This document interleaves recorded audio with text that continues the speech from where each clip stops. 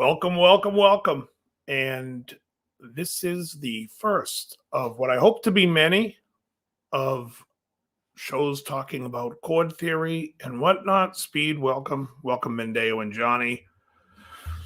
What is happening, everybody? I don't see how many people are here. Okay, 13. So Joe and I had talked about this for a little bit because after I did some acoustic stuff, Joe wanted, hey, Charlie, Joe wanted me to show him some stuff or thought it would be good to do a thing like this. And he actually had the name, hey now, Jan, what's happening? So I want to talk a little bit about chords. And through this live streamcast that I'm going to do, therapy, it's chord therapy. Understanding, we'll get to it, Pam. It'll be about music theory, but we're going to get there as well. Jamie, Donnie, what's happening? Billy Breeze, what's going on? Yes, the Hulk is not on tonight. That is true. So anyways, I wanted to talk about, there's so many people that watch the channel, and I get comments constantly from people who are like commenting on my lessons. Some it's like, oh, it's way advanced. And some people are like, they think it's great and whatnot. Some people hate it. Some people think I talk too much, and I say F them, but whatever.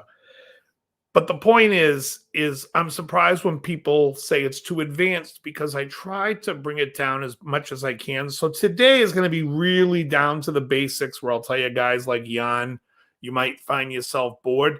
But I really want to strip it down. And, when people talk about music theory and there's like such a negative connotation that goes with it. People like, well, I'm not, I play more emotional and I can figure out I don't need to know the theory. Yeah, you don't. But you know what it is? It's about communicating with people. And every other musician that can communicate can always sense when somebody in the crew doesn't communicate. It's difficult to work with, number one. And it's even difficult to work with when you deal with people like in jazz versus classical, because they're very different and it's a different school. And the classical school's not really giving two shits about the modes, and they don't really know anything except what they read. And so they know the keys, they can read music, it's all there for them to see. Whereas jazz people have a lot more ideas and different I want to say theories, but not music theory, but different, ways they approach things. But absolutely, Jan has just nailed it, what I was going to say.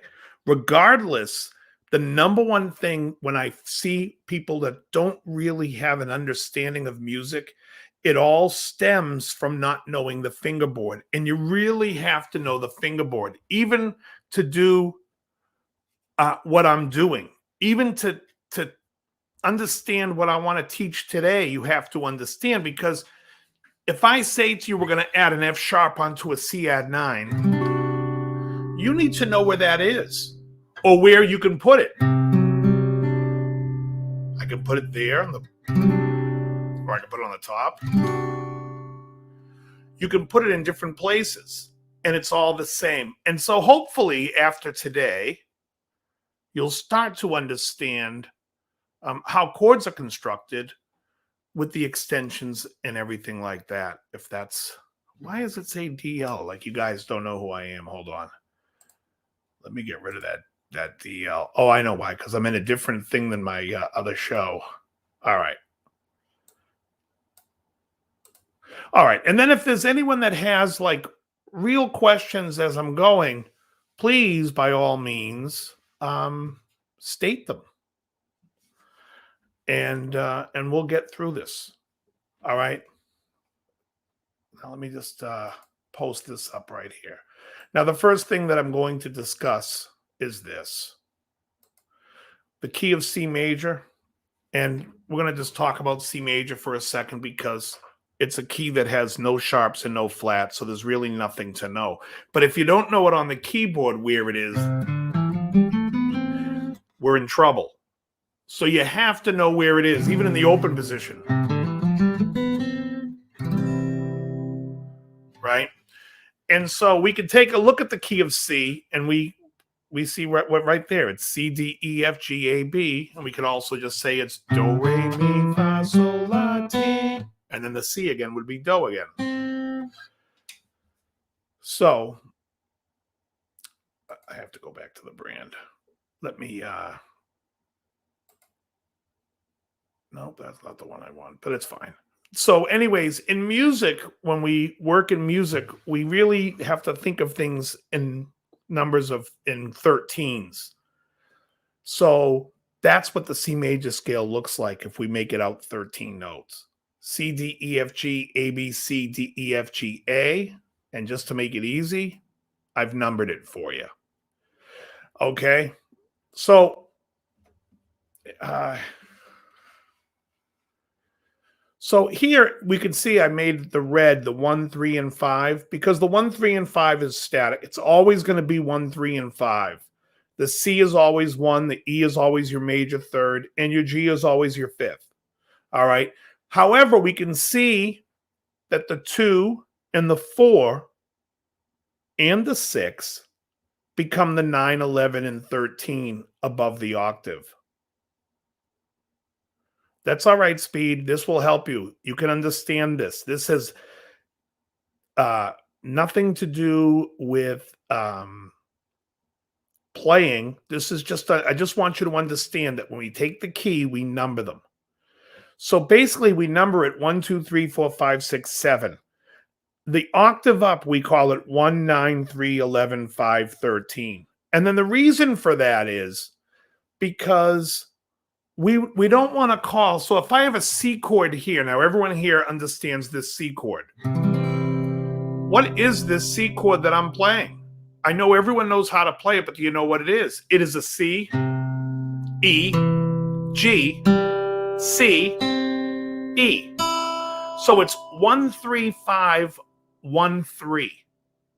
I can make the pinky a G and play 1, 3, 5, 1, 5.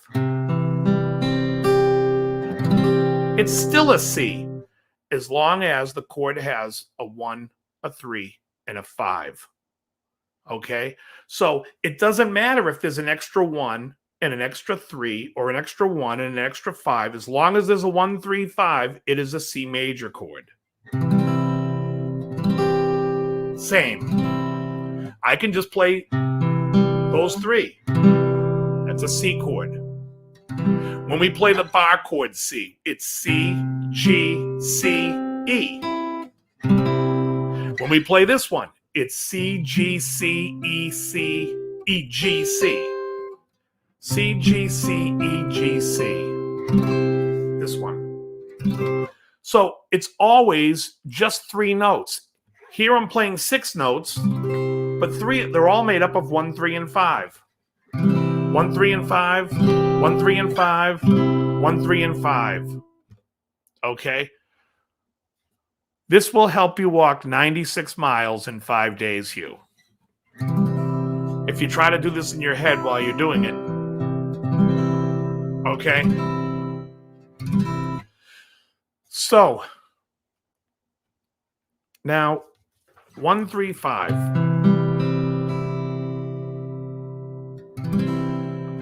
Well, what if I wanted to add an extension onto this chord, onto the C? Perhaps the B. Now I have what's called a C major 7. C, E, G, B, and then there's an extra E. Which again, I can make that a G if I want. Not a pretty sound. Pretty sound. Okay? So this is when we add the B. We call it a C major 7. The thing about calling this chord a C major 7 is because we call it a major 7 is when the 7 is a half step from the root, which is the 7th of the major scale, as you can see. So the B is a half step from C, therefore it's a major 7. It's a lot of people think when you say it's C major 7, you're thinking the chord is C major and then 7. That is not how we look at it. We look at it as C major 7. It's a C chord with a major 7. Now I have some other here we go here. So this is what would be the C major 7, the 1, 3, 5, and 7. We could also add a D on top. And this would become a C major 9.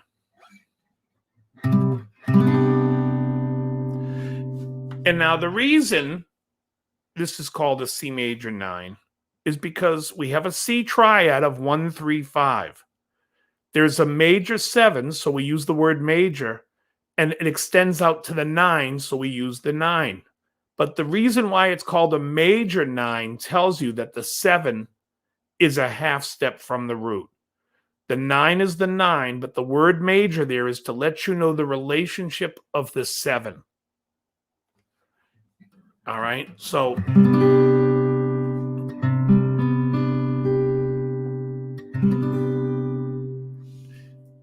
now if that 7 weren't there, this chord would look like this.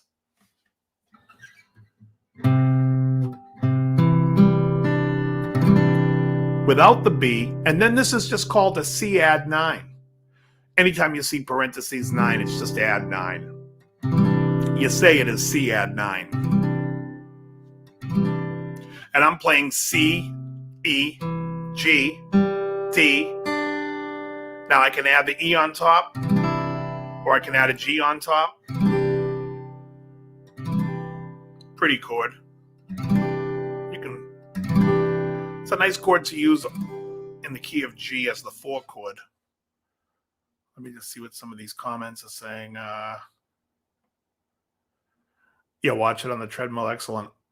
All right, so let me also show you some cool things about this. Let me show you the cool thing about the key of C. And this really goes along. This is going to help you why I am not a big fan of modes, because we can take a look at the triads here. We see a C, which is the 1, 3, 5. We see the D minor, which is, DFA.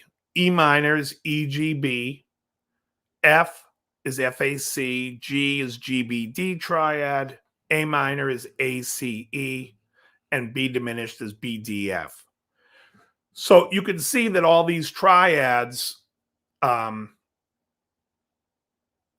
these are the 7 triads that belong to the key of C. So it doesn't matter if you starting on the Fs, let's say. Let's say you're playing a song like Dreams by Fleetwood Mac, which is just an F to a G.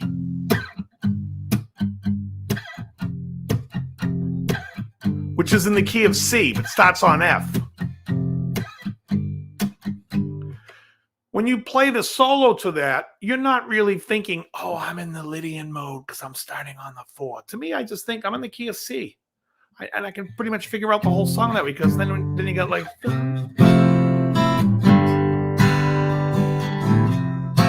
F major 7 to G, whatever. But the point I'm making is you don't have to change anything. There are 7 modes in the key of C, but you don't need to know any of them. But you do need to know what those 7 triads are. The triads are important. Can I eat a sandwich? Yes. The numbers are just assigned to the notes. They're just assigned. So, in other words, let me show you. I'll show you how this works. So, when you have the a scale, I just have to look through where I have these. Here we go. So, this is how a scale is devised. We have a C. And all modern music, Western music, we have a C, dude, bro. And then we have a whole note to a D, whole step to an E, half step F, whole step G, whole step A, whole step B, half step back to C. So whole, half, whole, half. Then you can just number that, which would be 1, 2, 3, 4, 5, 6, 7. When you get back to C, on the top here, you'll see that the C is 1 again because it's always 1.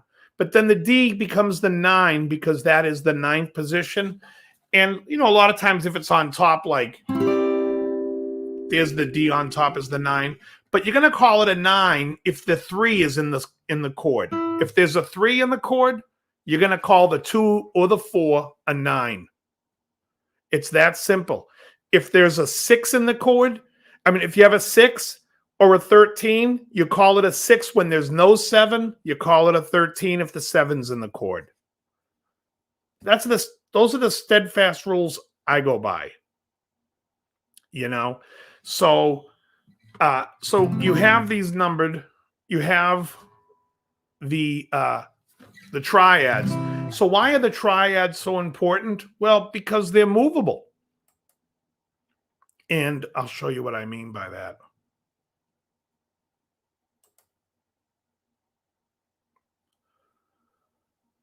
So let's say on the bottom here, I'm going to move the chord, but not the bass note. So if you're playing a C, then you have a D minor over C, an E minor over C, an F over C, a G over C, an A over C, A minor over C, and then this terrible B diminished over C, which, what would that be?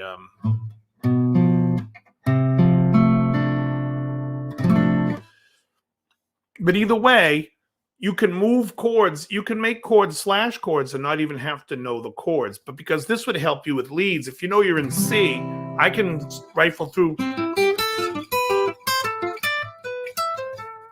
I can rifle through the arpeggios of all the 7 chords. Below that, you can see I gave you also the name of those chords. So like a D minor over C, you would think of it as a D minor 7 in the 3rd inversion. E minor over C is the same as a C major 7. And I've seen in music it written out as E minor over C because sometimes you'll see like stuff like that where the bass line is moving and they want to let you know that the bass line is moving and to think of it as a moving bass line as opposed to going through these chords. So it won't say C major 7, it'll say E minor over C. But yeah, I didn't realize I was going to have to bounce back and forth like this. Okay. So anyway, so I hope that helps with how the numbers are assigned. So let me just show you some more chords. If you have something like this, like a 1, 3, 5, 7, 13, that would be a C major 7, add 13. The notes would be C, E, G, B, A. And you can see that there. That would be like your, what the hell am I doing? That type of chord. Major 13, I'm sorry. I played a C7 13.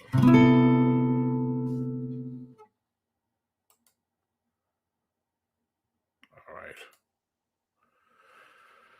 So, but I'm probably jumping way too ahead right now. So let me just show you this again. So this chord, if we took, I'm just going to go to, where's the very first numbered? Here we go. So if we go to this numbered and we look and we see 1, 3, 5, 1, 3, 5, right? Could someone tell me what would it be called if we had 1, 3, 5, and then the C, E, G, and A? Tell me what that chord would be called. Let me just make sure that I'm not running way ahead like a runaway train. C, E, G, A.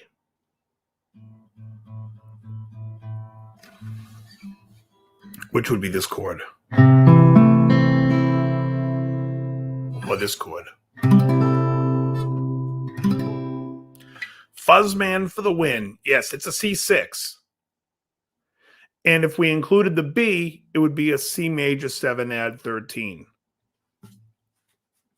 But yes, 1, 3, 5, 6 is a C6. Tom Milley music, yes. Yes. So you have 1, 3, 5, 6. C6.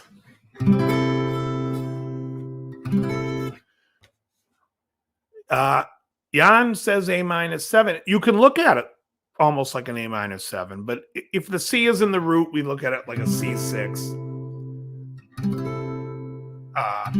You could say A-7, first inversion, but it just depends on how it's being used in the song.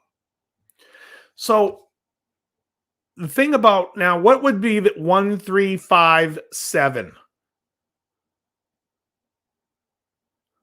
What chord would be 1, 3, 5, 7?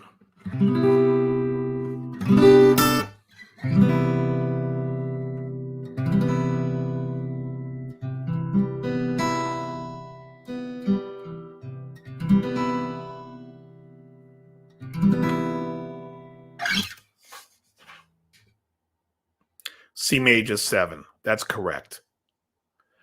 So you can see, no, Johnny. So anyway, so sus is when we're dealing with the 3 being replaced either by the 2 or the 4. So you can see the C major 7. If we added the D, we have a C major 9. If we add the F, we have a C major 11, which is an awful sounding chord. And if we add the 13 in there, we have a C major 13. Hey, Hetriani, the C major 13, by the way, everybody, is going to be 7 notes long. Can somebody tell me the notes of a C major 13 chord in order, going 1, 3, 5, keep like in that order? What is the C major 13?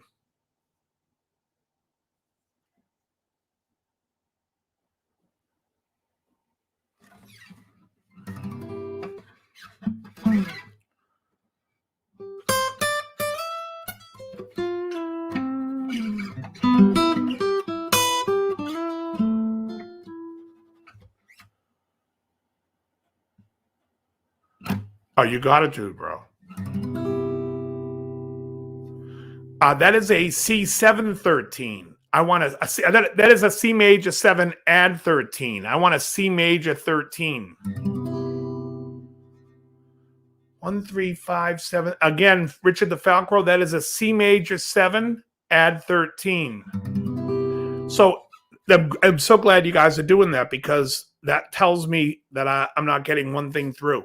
So if a chord is called like a C major 13, it means it has the 7, 9, and 11 in it as well.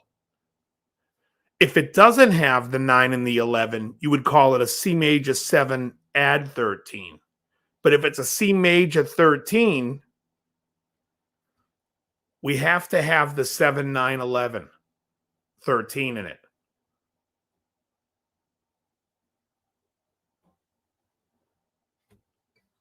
So what would those notes be?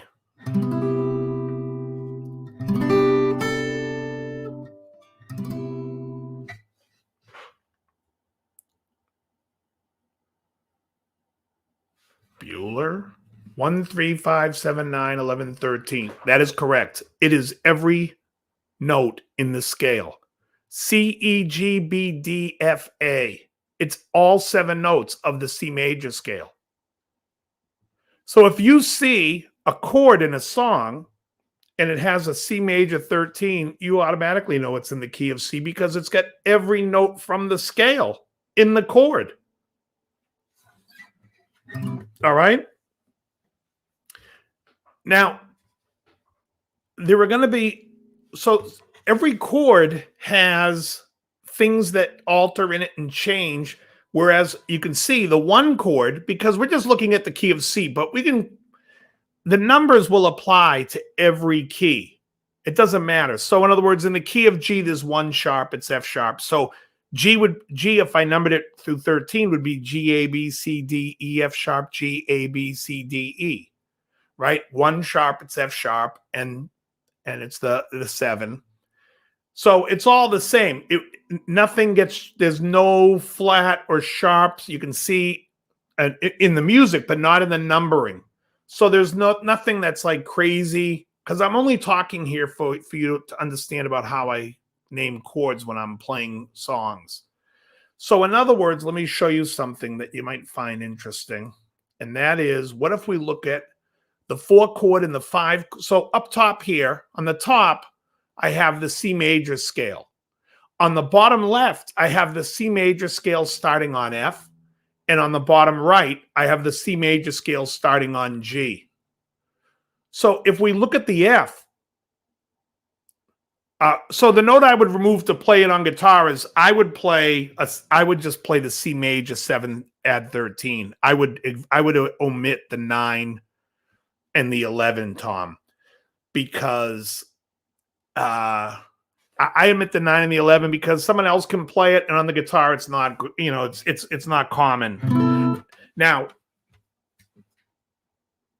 major 6. Well, the major 6 is just a 6. With 1 3 5 6. So if we take a look at the bottom left, if we start on the F, right, we see the 1 3 5 is FAC, which is the 4 chord. But do we notice something that's strange about the F? The F has a sharp 4 and a sharp 11. Okay, that's because in the 4th position of the key of C, it's not exactly the same as the 1st position of the key of C. So therefore, the F has like a beat, and you hear, how many people know this sound?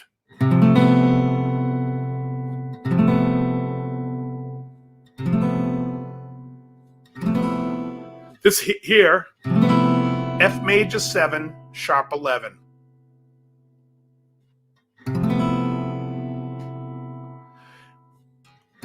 Yeah, you can remove the 5 a lot, but when you have to remove a lot of notes, especially in like on a major 13 chord, you may as well just, you're going to cut out at least the 9 and the 11 first. For me, anyways, I just play it as a 7-13. Like if it's a 7-13 dominant, I'm just playing it.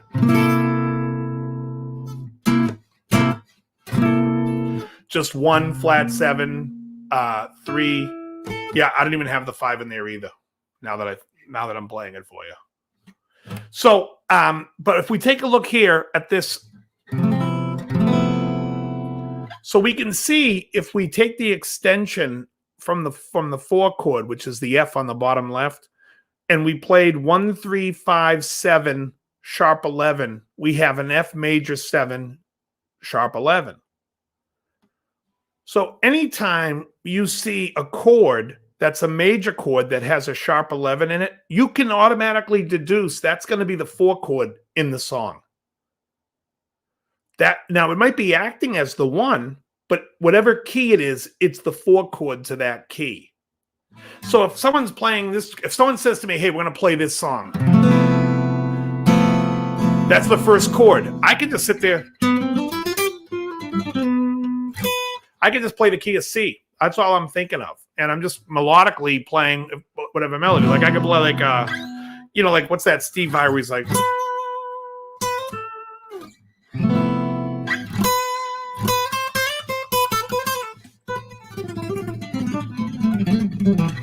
Whatever. I'm just saying. That tells you you're in the key of C when you see the 4. Well, it tells you you're on the 4 chord when you see a sharp 11. I love sharp 11 stuff. That's all right, Pete. I love playing along to the sharp 11 because what I like to do is I think most guitar players, especially I see Hetriani's here, so he's a metal guy. A lot of metal guys like playing everything to minor. It sounds nice. It's more comfortable to play as opposed to other playing major. So if somebody were to play, you could play A minor.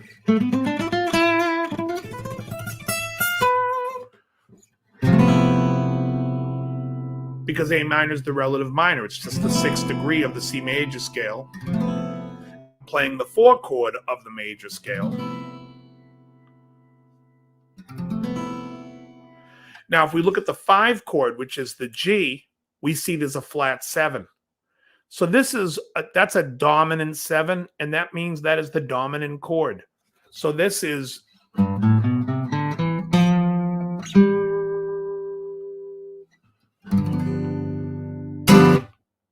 right? Where you have the G7 instead of a major 7.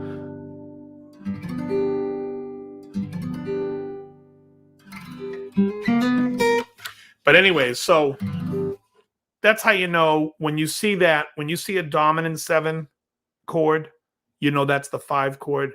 You see anything with a sharp 4 or a sharp 11, you know that's the 4 chord. And anything that has nothing changed is always the 1 when it's major.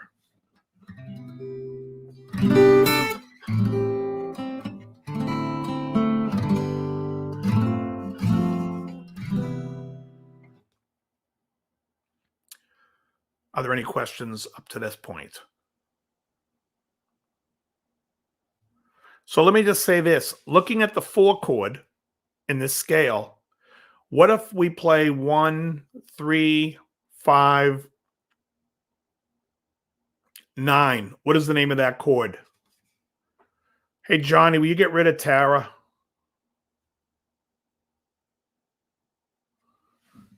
Yeah.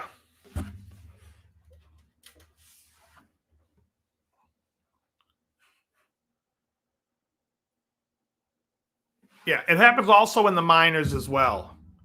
The minors are all different. Actually, the 6, which is the relative minor, has a flat 13, whereas opposed to the 2 minor, there's no changes to anything.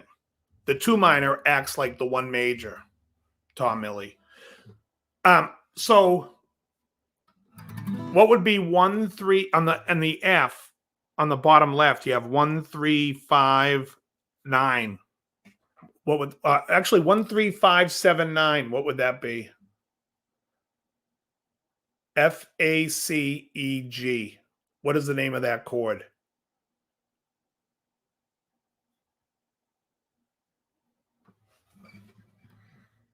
I'll play it for you.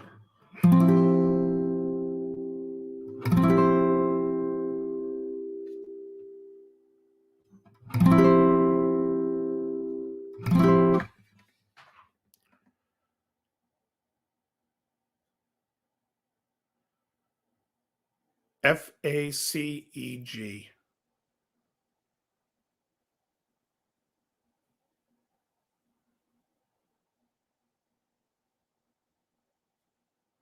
Well, an F major 7 add 9 is just called an F major 9. Hetriani for the win. Yes, an F major 9. Now, here's what's cool about the F major 9.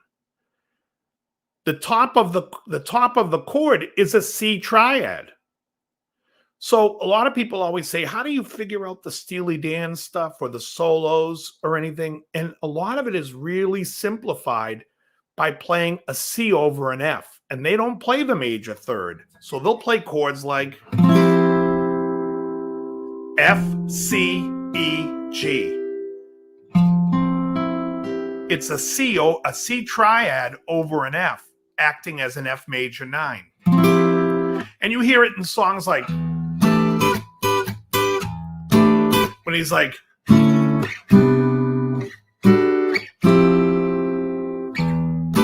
right?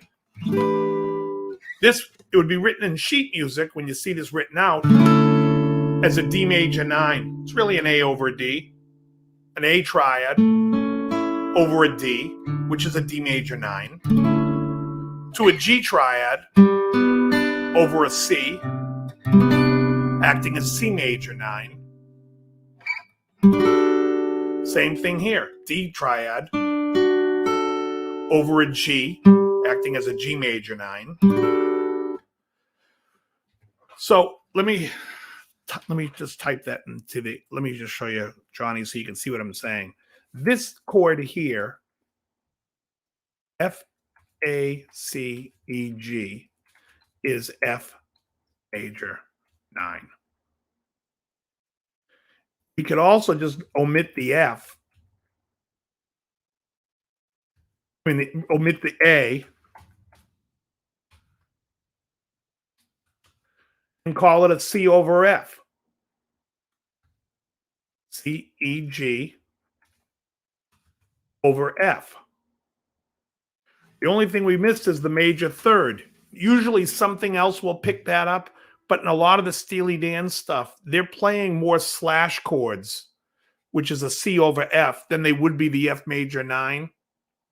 But sonically, they just, you know, when you see the sheet music or you look up the chord charts, you'll see it'll say F major 9.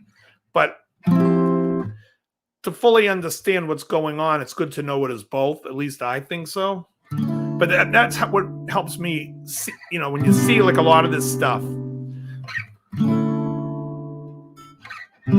Like here, if I was to play a D major 9 to a G major 9.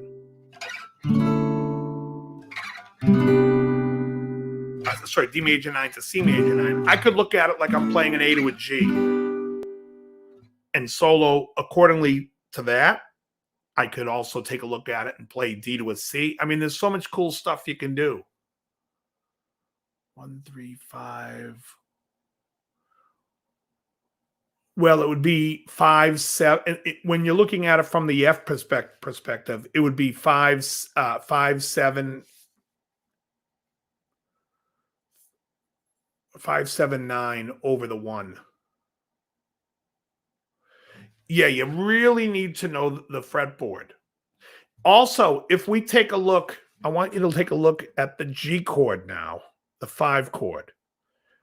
If you look at the G chord and we look at the triad 1, 3, 5, we have a G. What do we have? What do we call it when we have 1, 3, 5, flat 7? What do we call that chord?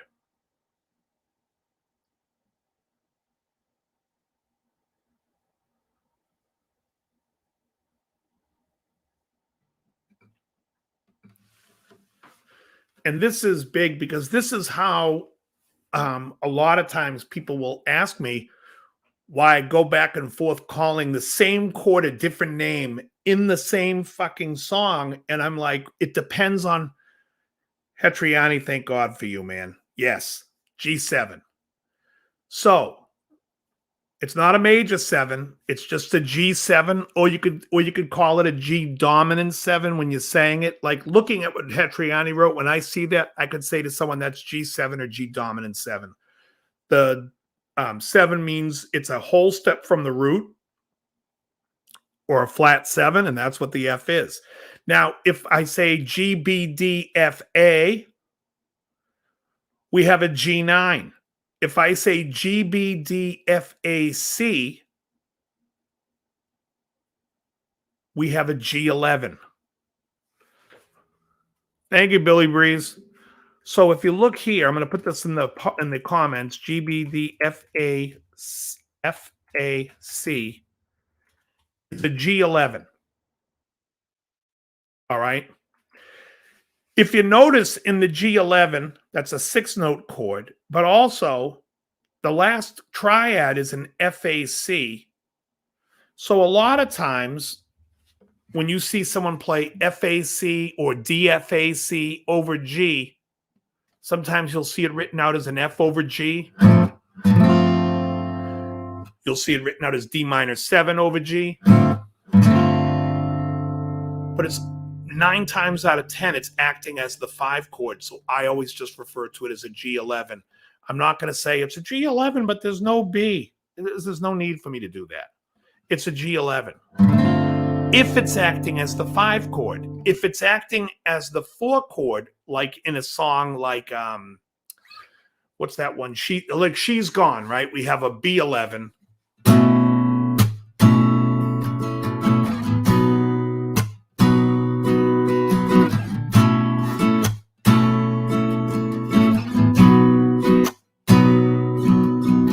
Because it's going to this, it's actually a 4 to a 5. Therefore, this is really an A over B to a B. But if I'm playing a song, right, but if I'm playing a, yes, the root is G in the chord. But if I'm playing a song like Albatross, then this chord is not an A over B, it's a B11. But the G11 is basically made up from G, B, D, F, A, C. So this is why a lot of jazz guys have a problem with the way I call a G11 a G11. And the reason why is because jazz guys tend to be a little bit more hypercorrect, but when I used to do sessions, they always called it a G11. And so I call it a G11. And recently I was watching Nile Rodgers do a master class, and he refers to all these chords as 11s. But really, if I'm calling this a G11, I'll show you this. Now I'll be impressed, Hetriani, if you get this one.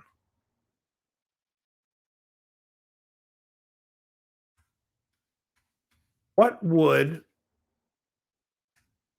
you also be able to call this? And I think, honestly, Jan is probably the guy who would call it because I think he comes more from a jazz school. But what would you call that chord if not a G11? If it's the 5 chord in the song, I'm calling it a G11. But what else could you call it if it's the 5 chord in a song?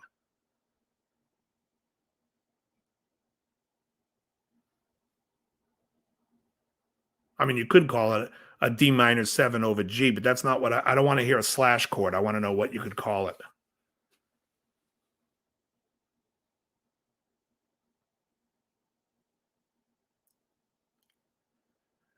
Because once you understand, no, it's not a G13. There's no 13 in it. The E would be the 13 in G, Johnny.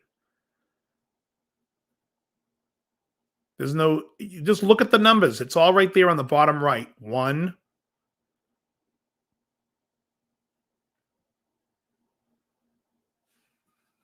I'll put the answer in. Oh, yes, you're very close, Tom Millie.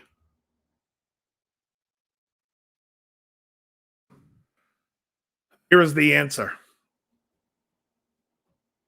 You would call it a G9 sus4 because the C is the 4 replacing, I call it a G11, Hetriani. That's the thing. I would call it a G11. But the people that are real hypercorrect, I see it written a lot as a 9 sus4.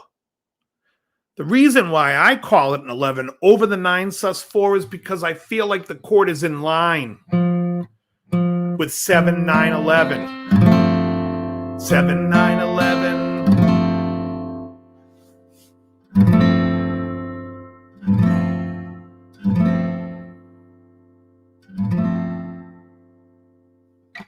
Yeah, you don't have to say no 5th or no 3rd. But that's why they would say a sus4 because the 3rd has been replaced with the 4. Whereas I think of it as like I'm just omitting the 3rd, but technically they would be right. But I still just refer to it because doing sessions and whatnot, just everyone always just refers to that as an 11 chord. And the reason why you want to refer to a chord as the 5, like the dominant chord, is because in music, dominant chords allow you to make all kinds of chances and all kinds.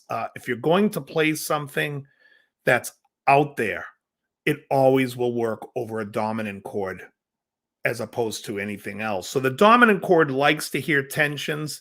It likes to hear flat 5s, sharp 5s, flat 9s, sharp 9s. So I always will let somebody know when I'm on a dominant chord. So if it's acting as the dominant chord, and like what I mean by that is, so if I'm playing like a C blues and the G comes, there's an altered G chord.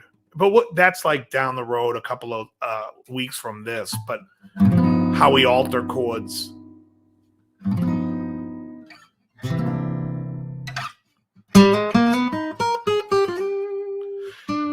Yep, diminished runs as well because the double diminished scale comes from the dominant chords. The dominant chords. So like there's and I'm going to go over all that stuff too at some point. But how you can basically look at, like, if there's a G dominant chord, you can pretty much play the G double diminished scale because you have God, you have to some. It's just it's a great scale, the double diminished scale, but it's basically two diminished chords on top of one another: the G diminished chord and the A flat diminished chord put together as an 8-note scale. And it's cool because then there's only 3 scales like that, and it just repeats. So you can repeat it here on at B. You can play it here. You can repeat it here, here, and here. It's cool. But getting back to this, so if we look at these chords now, the other cool thing is, because I touched upon it, let me bring it back. I'll look at this one. So if we look at stuff like this, we see, certain chords like F, like, where is it? E minor over C becomes a C major 7. And G over C, A minor over C is a C6. That's not the one I wanted.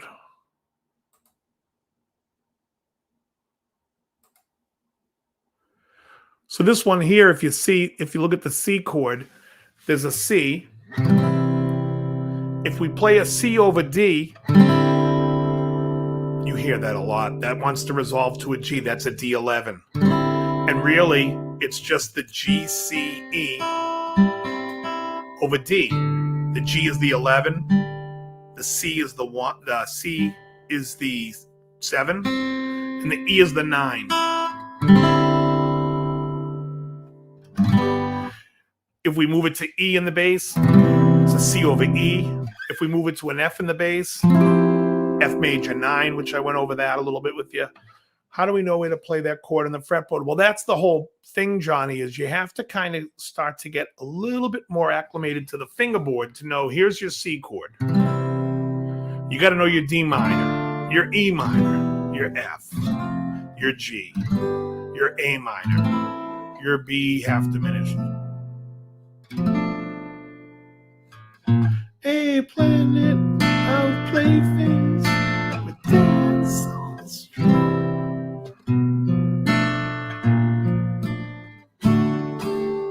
But anyways, so yeah, you want to know, you should know these chords, because what happens is, let's just say, and I know C, I'm showing you in C because it's easy with no sharps and flats to understand it on your mind, but on the guitar it sucks because you can't really play open, whereas like E, here's an E chord, right? What I could play, I could play triads.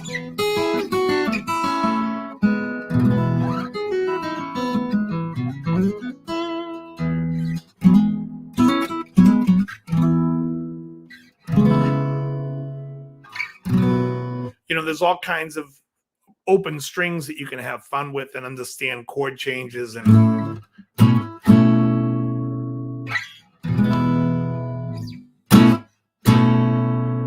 that's like With a Little Luck by Paul McCartney, starts on the B11. So it's the 5. Resolves to the E. So if we look at how chords are built, you should be able to understand chords by just looking at their name now. So if you see like a chord called, tell me what are the notes in a C add 9?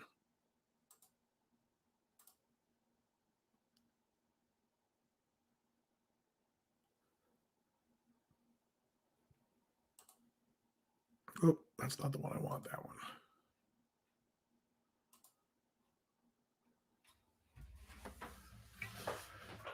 Hey, Jimmy O. Yeah, Johnny Kramer. Also, I just want to say the point is, music theory, you really want to get a grip of it in your head, and then you can apply it to the instrument when it's one of those things where you can understand it, and then when you start to go to the instrument, you're going to be like, oh, wow. Like, you'll start to see a lot of stuff,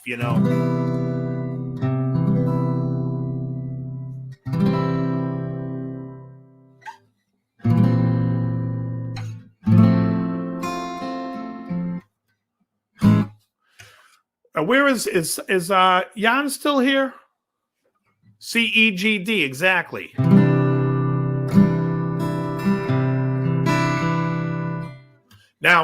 C, E, G, D. Here's a with a sharp 11 added to it.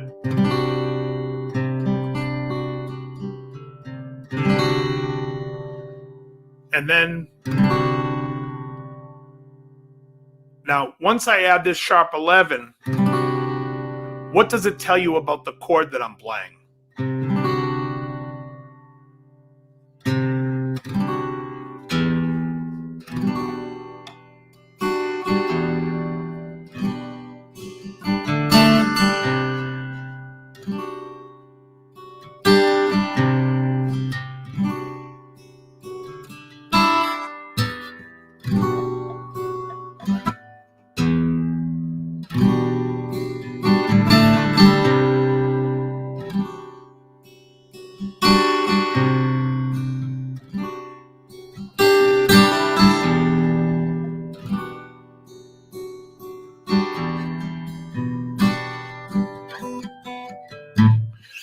All right, so what can I tell you about this chord? Because I'm playing the C add 9 sharp 11. C, I have a G, a D, an F sharp.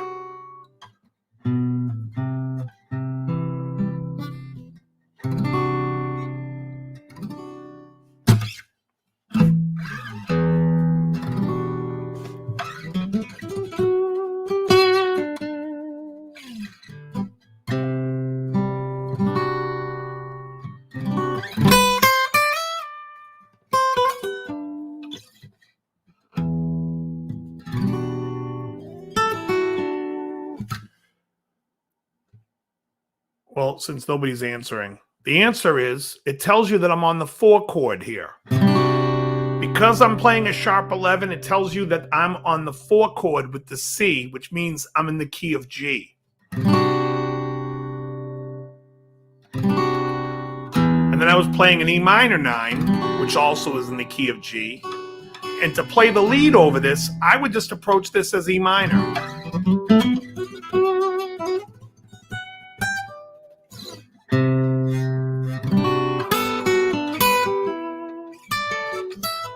See, I would look at it like it's a D on top there.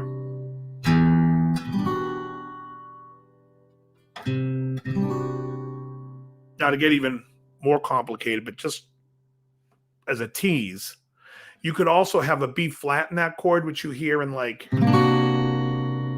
which I love that sound. That is a C9 sharp 11. And this is for extra bonus points if somebody can tell me what key or scale is this chord from.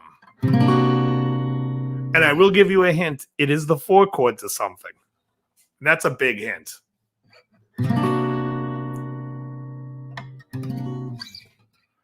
Let's see, what is that?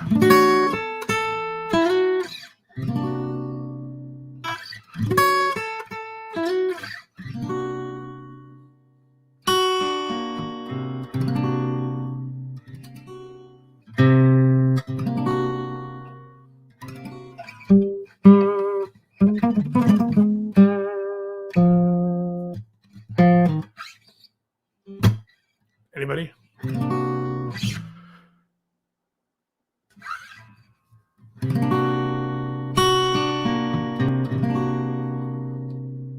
Anyways, this is the 4 chord to the C melodic, to the G melodic minor scale.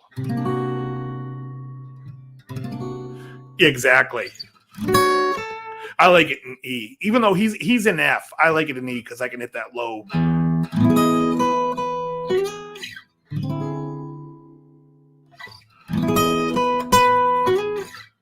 It's the 4th position of the G melodic minor scale.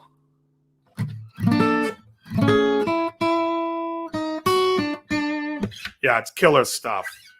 And so, but I don't want to get too caught up into harmonic minor and melodic minor. That's another day. There's a lot of cool stuff talking about Hetriani bringing up the diminished scale. Some of the real diminished stuff comes from the harmonic minor in metal. Most of that stuff, you know, is from that type of thing. But all the Yngwie, this man my neck is a little straight. I gotta.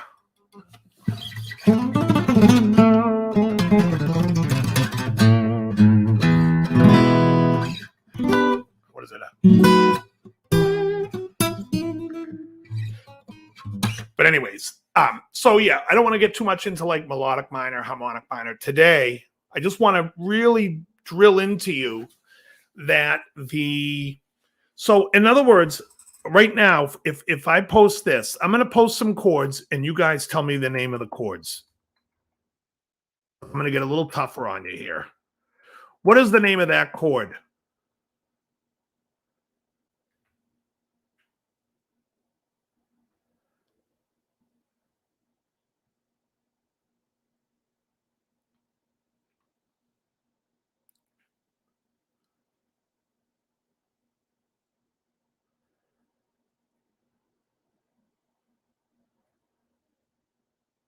Do, do, do, do, do, do, do.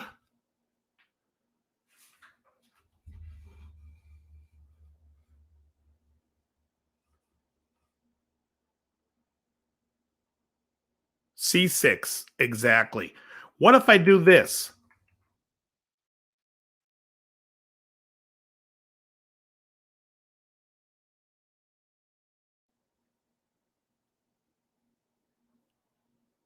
Well, let me see. What if I do it like...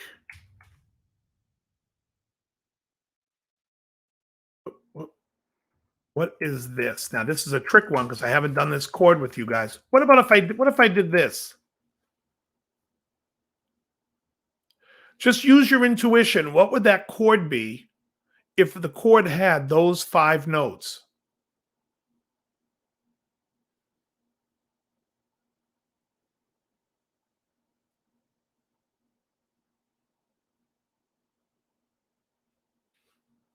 Oh, you can go back and watch this. I think you'll understand it, Snowball. No, it's not a C over A flat. So you have C, E, G, which is a C chord. We have the B. No. Look at it much more simply, guys. You think it's a trick question only because it's easier than it looks. It's C, E, G. It's a C chord. Hetriani for the win. That's exactly correct. C major 7 flat 13. It's spelled right out in the chord. There's the 1, 3, 5, major 7, and then the 13 has been flatted. C major 7 flat 13. Well, I would play it as a partial. Let me see. So C major 7 with an A flat would be it would have this in there, but you could play it like, God, what a bitch of a chord that is, huh?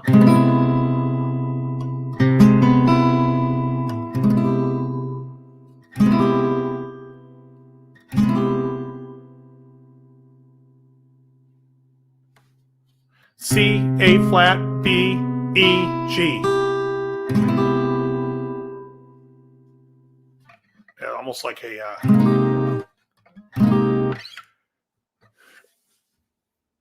yeah, so this is why I'm trying to explain to you of what you would call the chord, because see, Hetriani is pulling them all out. And the thing is, when I used to play with people, I was mainly always the only guitar player either on the gig or in my own band. So I never, when, you know, if I said to a piano player, they would know that stuff because most piano player guys is pretty schooled. I didn't really have this experience until, you know, either going to jams here or on my channel when people didn't know what the names of chords were. And I was like, how do you, you know, I was very surprised by it. I didn't know. I have to say, why not flat 6 instead of 13? Because when there's a 7 in the chord, we refer to it as a 13 art. If there was no 7, I would call it a C flat 6. But because it's got a 7 in it, I call it a 13. Yeah.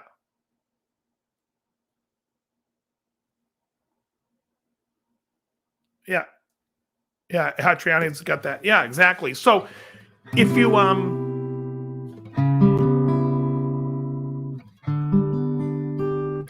And it would help you with your playing if you knew these things, because then you would understand, you know, why certain chords and why certain things sound the way they do. Now, something like that, where a C major, you wouldn't see it with a flat 13 as much as you would see the. For instance, I'm going to show you something. We're gonna get a little Hendrixy on you. We're gonna go back to the 5 chord over here on the bottom. All right. Now, if we look at the G chord on the bottom,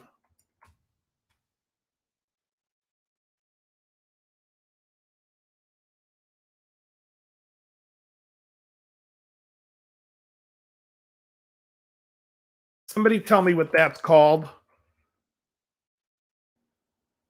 The chord that I just put.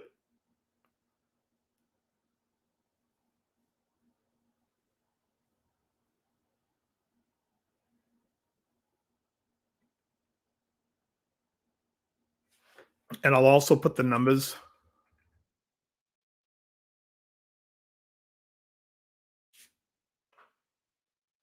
Oh, 1, 3, 5, flat 7.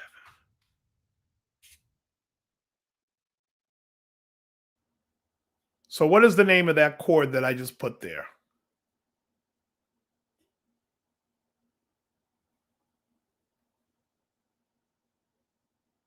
And I might be a little bit behind on this being in StreamYard, but I needed to be in StreamYard to put up the.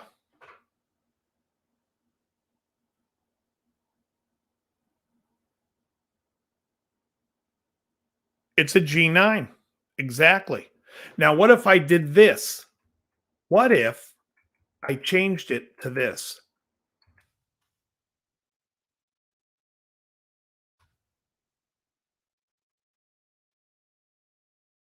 What would that be?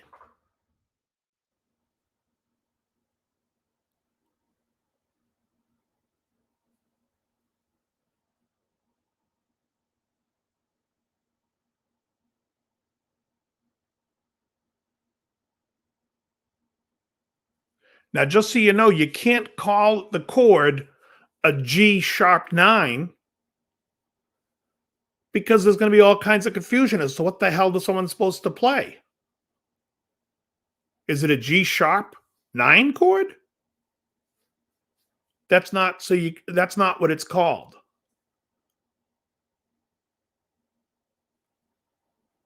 No, it's not an add 9. The chord is called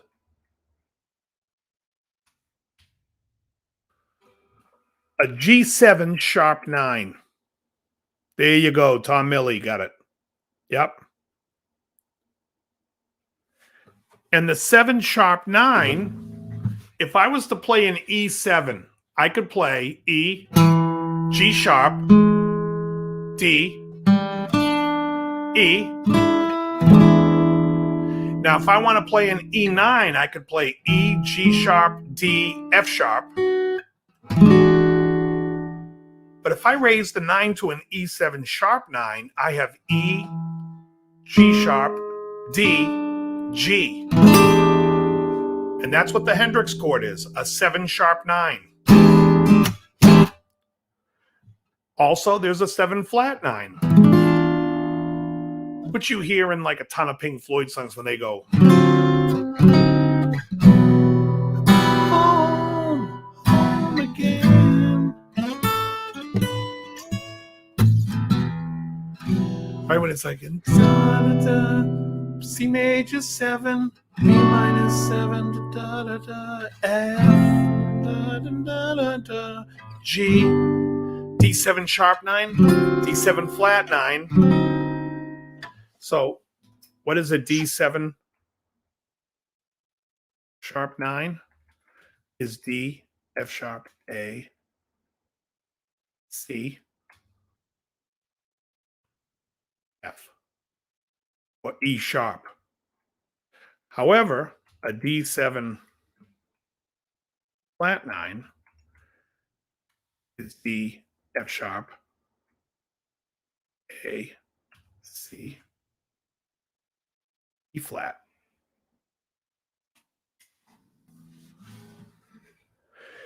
And you should be able to look at the chord, and you could also like just go on whatever what's it called? I'm thinking Ultimate. You can go to Ultimate and just look up chords, and you'll see the notes, so you can figure them out when you see the names of these chords. If you see a B minor 9, you should know right away. Well, if you know the key of D, you'd know what a B minor 7 is and what a B minor 9 is. But it would be like, let's take a look at A minor. A, C, E.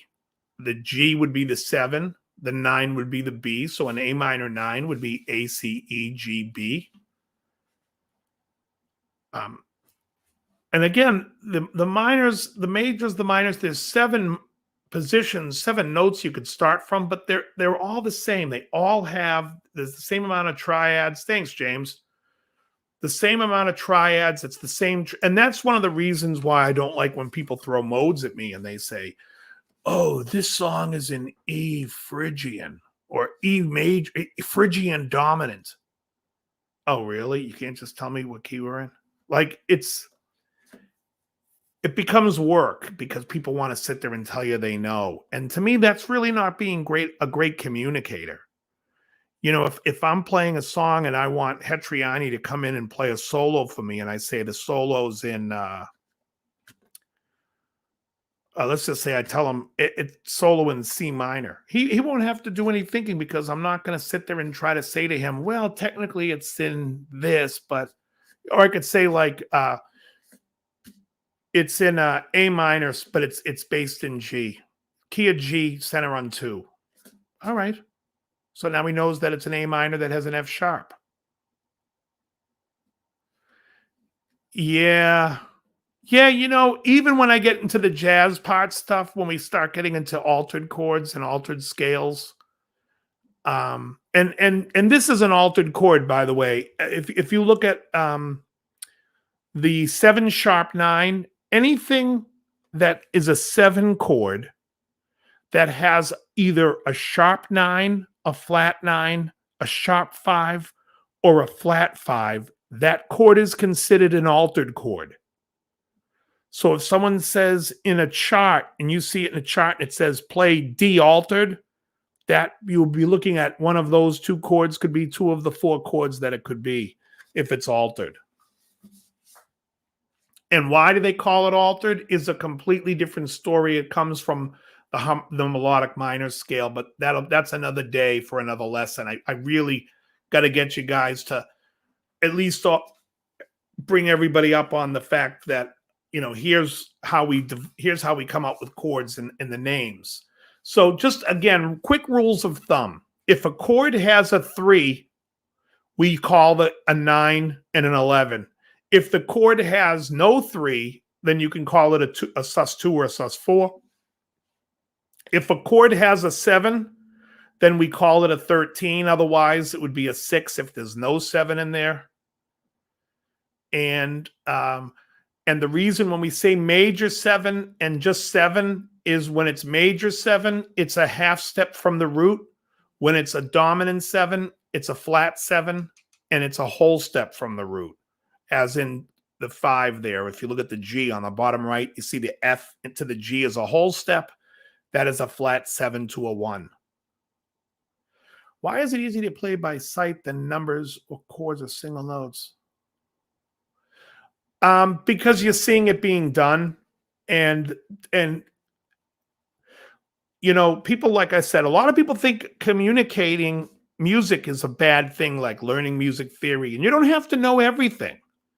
You don't have to know every little nuance, and you're always going to like learn stuff as it goes down the road. But you should know how chords are put together. And if someone says to you, you're going to play like a 7 flat 9 chord, like an A7 flat 9, something to that effect. You have an A7, and you want to add a B flat, so that would be a 7 flat 9 chord. So you should know how chords are constructed and how the notes work.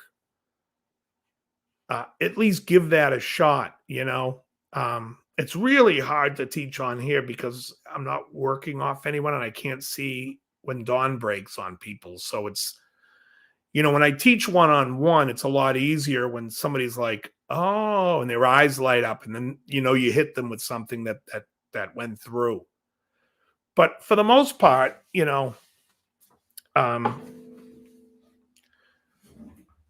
that's how you're putting chords together. So again, if you see a chord, like if we look at the bottom left again and we see F, A, C, E, that's F major 7, F, A, C, E.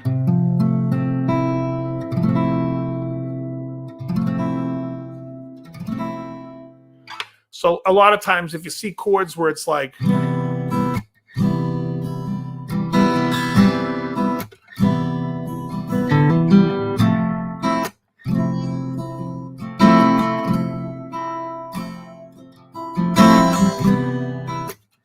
this would be key of C, right? We got 4 to the 1. If you ever watched Donald Fagen talking about Peg, he talks about how it's like he's thinking of it, the song is just going.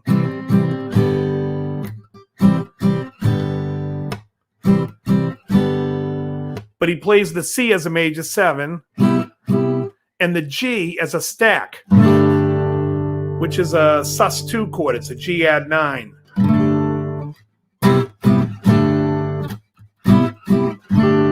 So you add those extensions and you have Peg.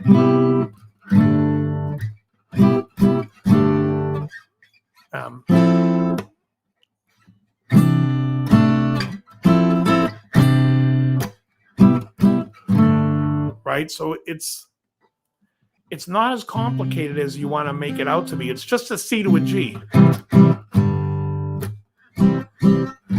But he's adding those extensions of the major 7. This chord here is an interesting chord, the add 9, because generally this chord is a stack 4. And we can use them as chord substitutions, and that's down the road when we're going to go over how to substitute chords. Like a lot of jazz stuff, like, you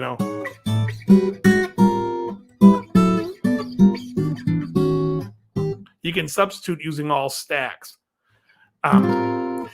Fagen in the song Kid Charlemagne, it's like just by chance, a stack.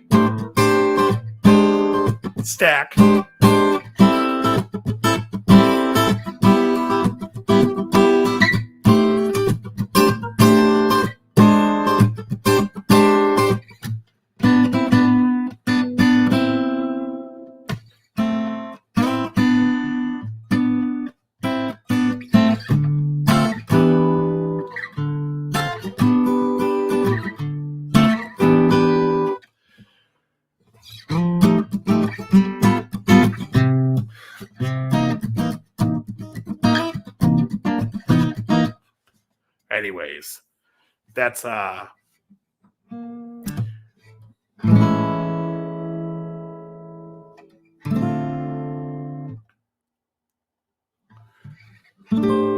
notice that, like, so a lot of times there's a lesson I did on a song called Shame. It's Evelyn Champagne King. And the cool thing about Shame is, Shame, I would say to anyone who is into R&B, go learn the lesson that I taught on Shame.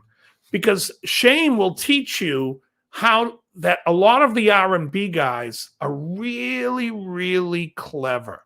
Because, when you play other instruments, like I play bass, I play piano, and when you play, you can see the separation of the chords and the notes.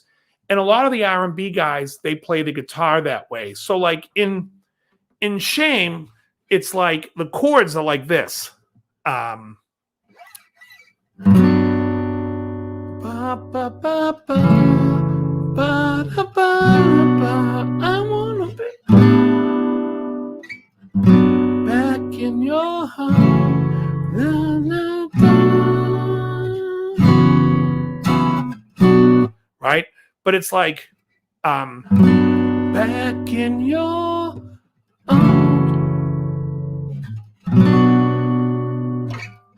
So I'm going to show you what those chords are. That's a G major 7, F sharp minor 7, B minor, just a B minor, A11, or G over A.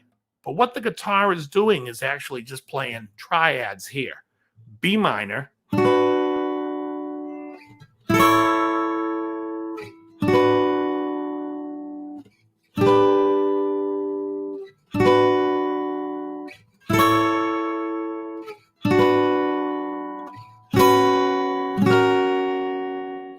know what I'm saying? So you have this B minor with a G in the bass is a G major 7. You have an A triad over an F sharp bass. That's an F sharp minor 7.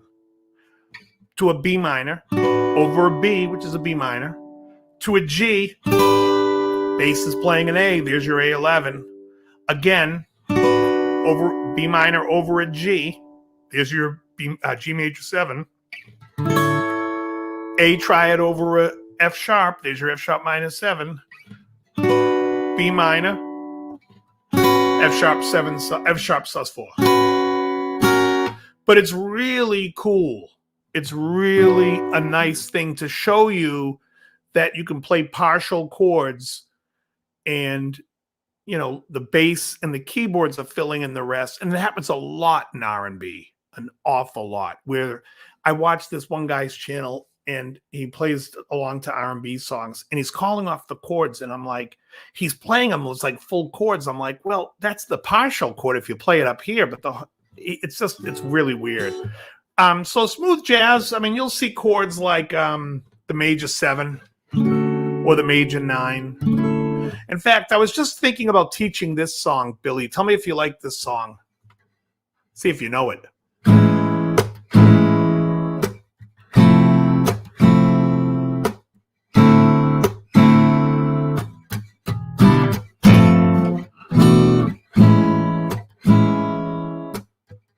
Do you know what song that is?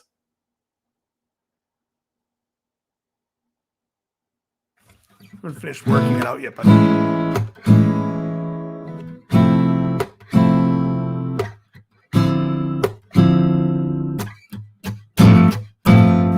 there's not another yeah. Da, da, da, da, da, da, da, da, da,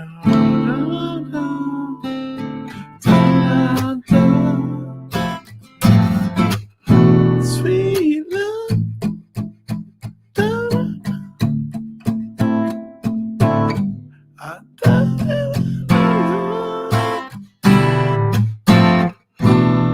I think in the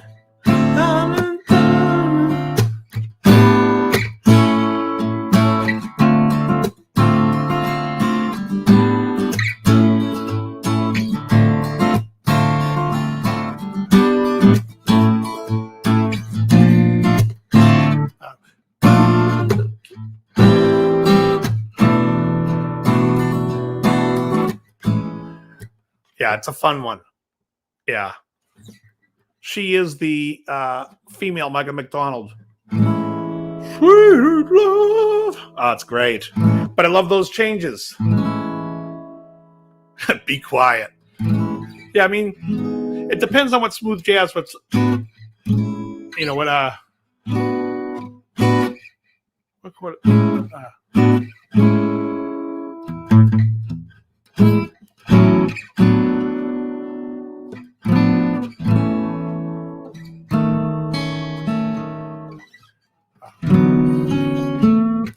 yeah, I mean, there's all kinds of like certain chords. Minor 7 to major 9s. I used to love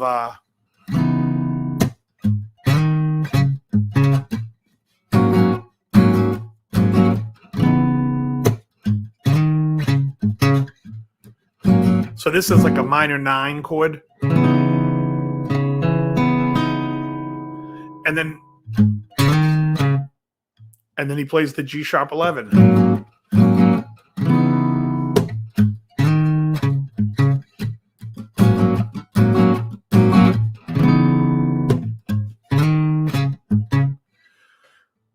Covered Angel. I like Paul Weller a lot. I like Pictures on the Wall and Above the Clouds. I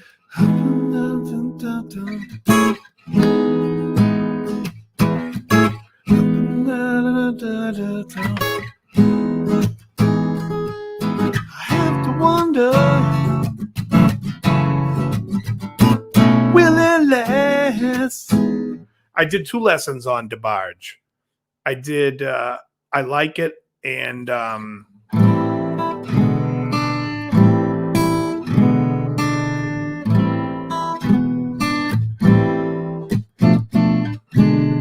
if you look here, this is just A minus 7 to E7.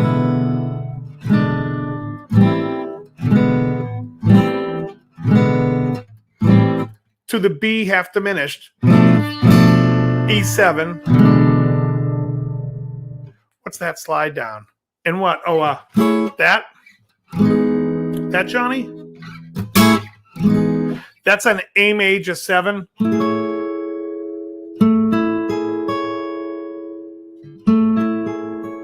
See, when you start getting involved in a lot of crazy, like beautiful chords, there were guys like Holdsworth, who's on another level, where they would drop the notes from chords. And like one of my favorite chords of all time is this major 7 chord. I mean, how beautiful is that chord?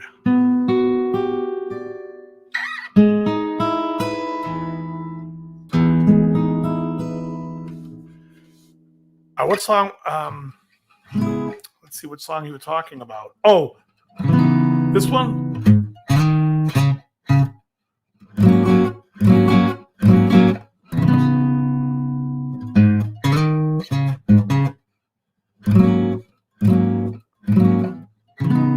That one, Johnny?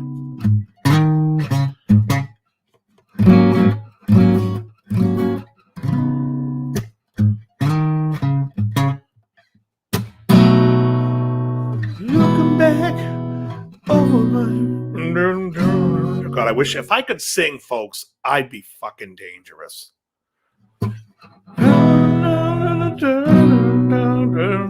Kidding me? Brilliant. I think I better let it go. Looks like another love ticket. So I'm playing a G sharp, and then I'm sliding this C sharp to D sharp.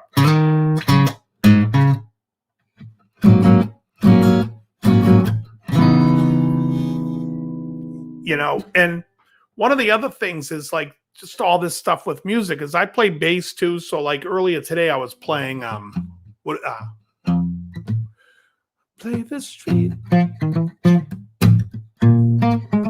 on bass, but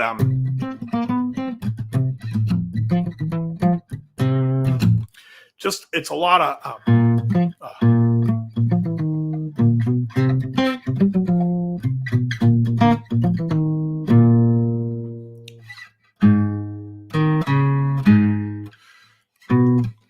yeah, she can sing for sure. Yeah, we talked about the next time we play live, we'll probably do that that song, "Sweet Love." Face, the chord that you like is "Face in the Crowd" by Petty. The chord I like, which one? This one? Which chord, Ben?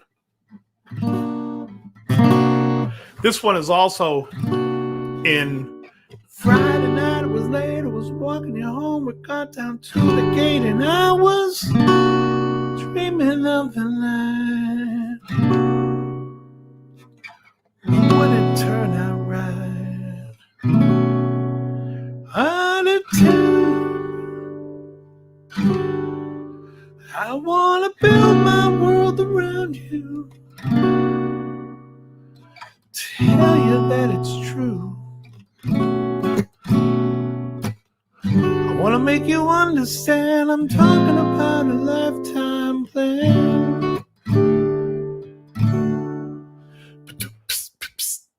Any of those times, anytime I hear those chokes, I always think of Bernard Purdy, Green Earrings.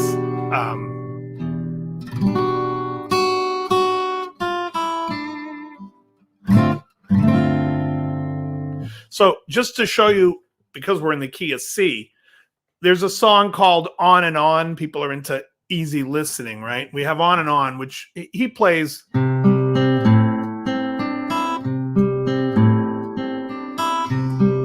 Which is just a C chord, really. And he's playing G, D, E at the end, C, D, E at the end, adding the 9.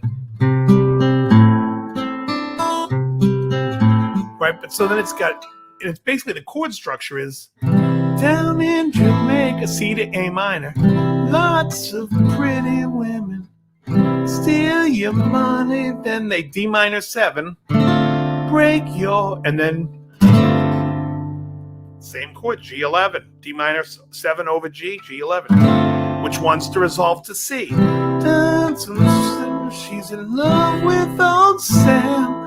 Put it to the top in a garbage can. On and on, you just keep on trying.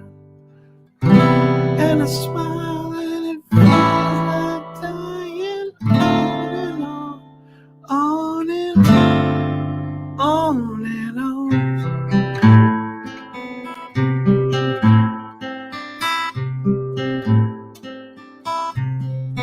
All's key of C, right? Well, the first time, 4 chord, ain't the last time. Ain't, da, da, da, da, da. If you know it, you show it. Da, da, da, da. Don't ever say goodnight.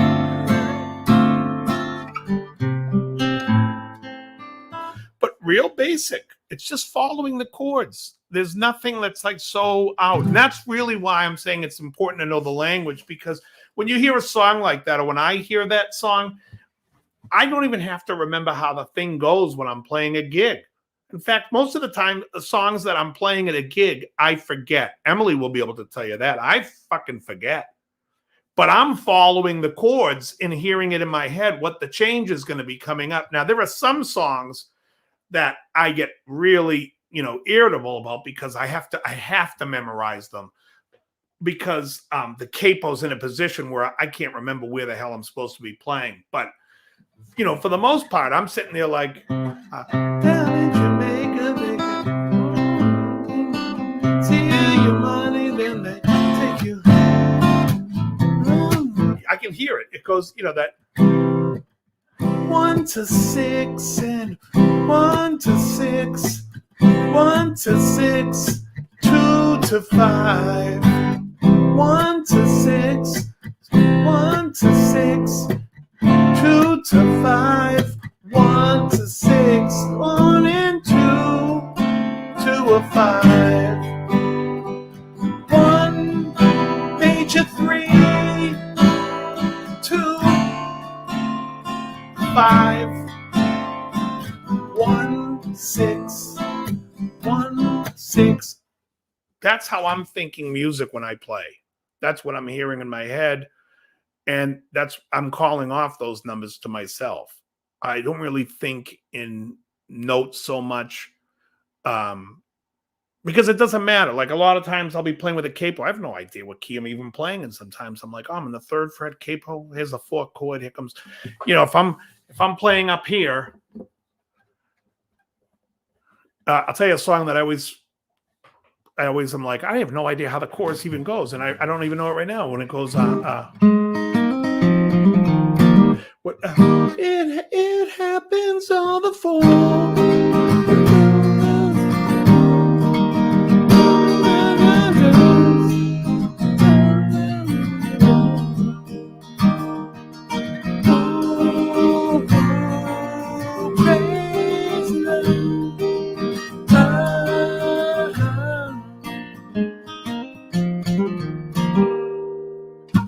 I am just going through the motions there of just, I can hear where it's 4 and 5s, but I don't think about it and have it. I don't, you know, every time when we go to play the song, I always start laughing with Jim because I'm like, wait, what's my part that I start with? Because I don't even know any of the tune. I'm like, you know, you forget it after a while. Playing that bass song tonight, Street Life, I was like, what the heck? The changes in that midsection on the bass, where it's like,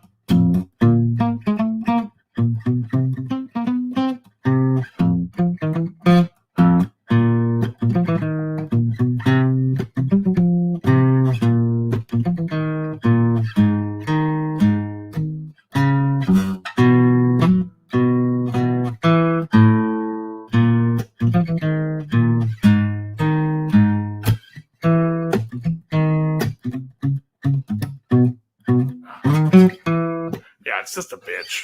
But I hadn't played it in so long. I was like, that section where it goes to that 2-5-1, where it's like, that's nuts. Because it's just the way I taught myself, Johnny, that I'm always thinking like, to me, I hear the number, like I hear the relationship to me, the chord is a number. You know what I mean? So if I hear like if I'm playing, what's that song? That Zeppelin tune. Down by the seaside. See, I think of, I'm playing 1 to the 4, which happens to be a major 7.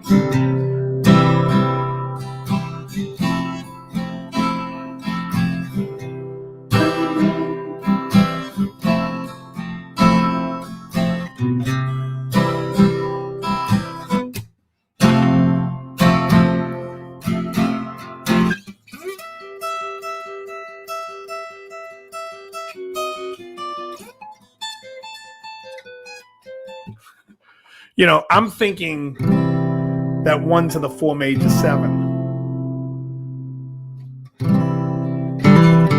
There's also a Lenny Kravitz song. When the world begins to wonder, and the see if I remember it. And I was bad, and you were love.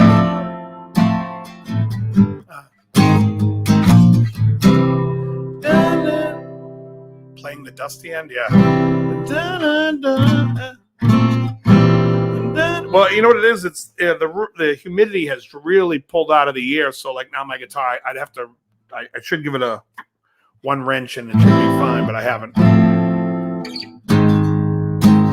You are the force and strength in my life today.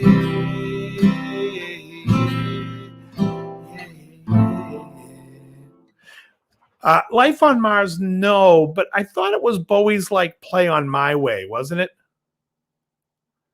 C major 7. Well, C major 7 is a C chord. The first finger up. So you have C, E, G, B, E. And F major 7.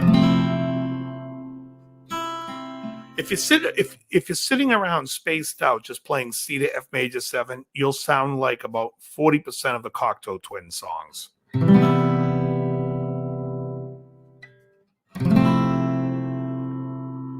Just get some keyboard.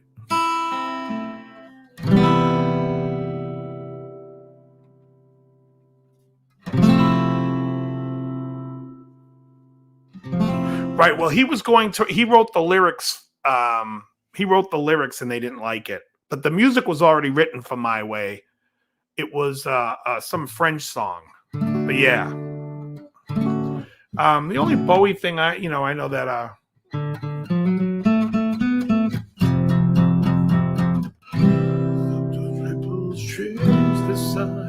but never leave the streets.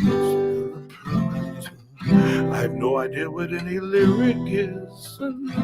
It's not so sweet, and these children that you spit on, well, they are immune to them.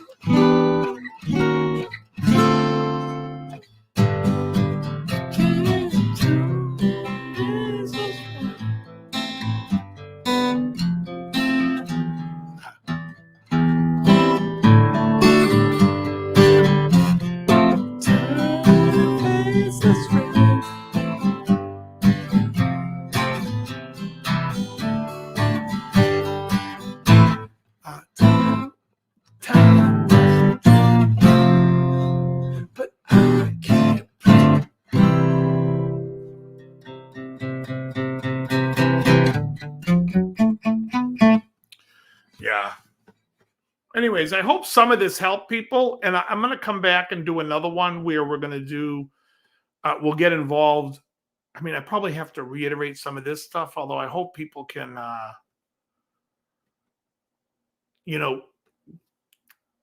take some of this in, because as we get going, I'd like to get into some more, not such crazy difficult concepts, but just some really cool stuff. There's some cool stuff that go on in melodic minor land and double diminished land. That's fun. And then of course there's chord substitutions, major sixes for major sevens, 6/9 chords, stack fours. If you're playing in a blues,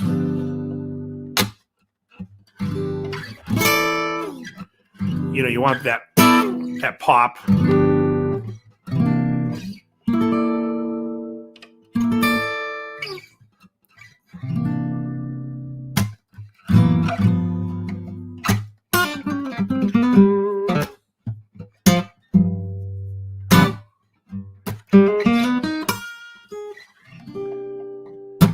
But anyways, that type of thing. And knowing those scales and knowing the chords helps you play.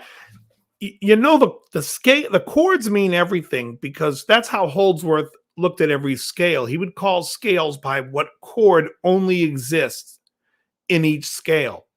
So in other words, if you look here at the C major scale, the C major 7 exists in both the 1 chord and in the 4 chord, right? So therefore that's not good enough. But if you go to the C major 9 also exists, and F major 9 in the 1 position and the 4 position. It really, in the major scale, you have to go all the way up to the 13, although Holdsworth used to refer to the major scale as the 2-5-1 scale, because the 2-5-1 make up every note in the key, D, F, A, G, B, D, C, E, G. But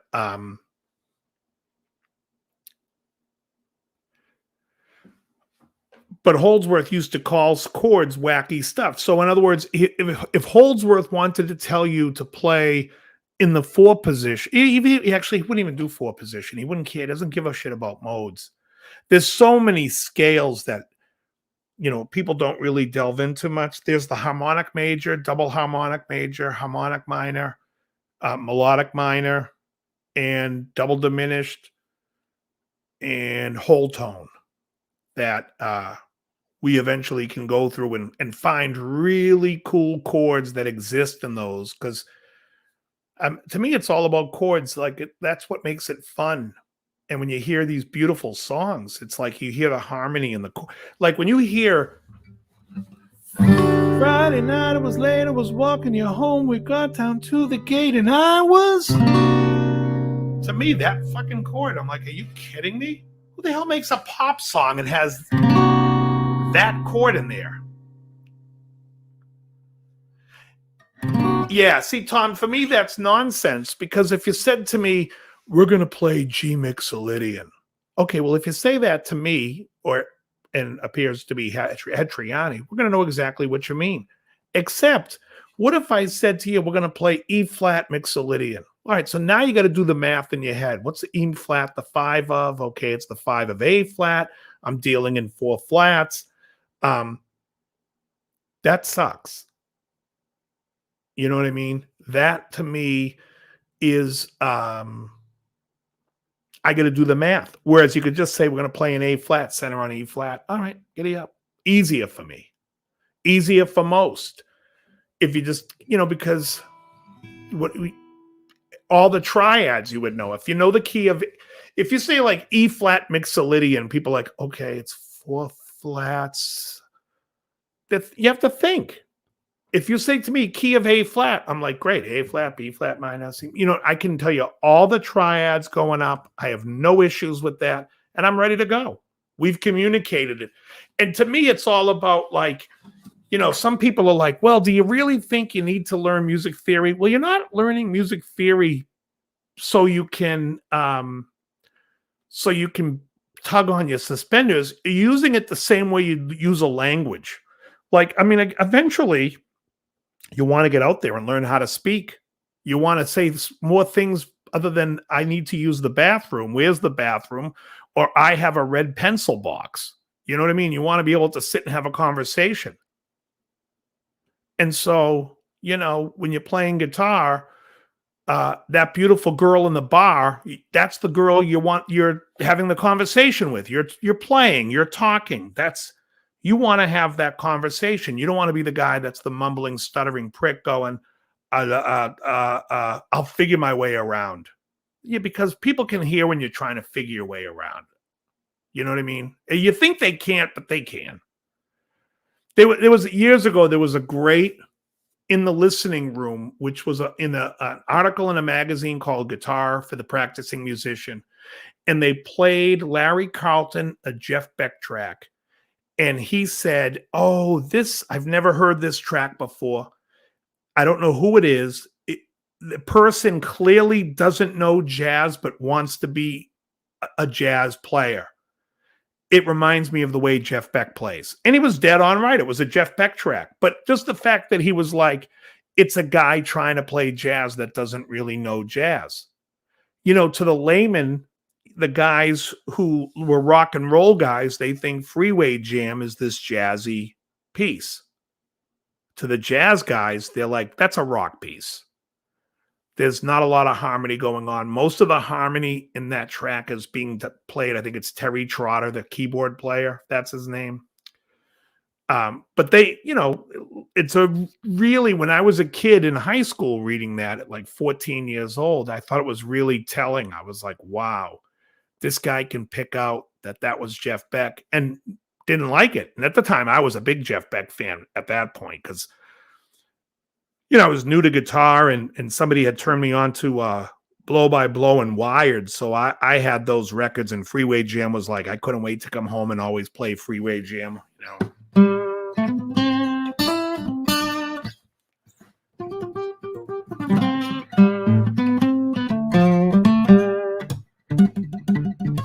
Or because we've ended as lovers. That's a Stevie Wonder song.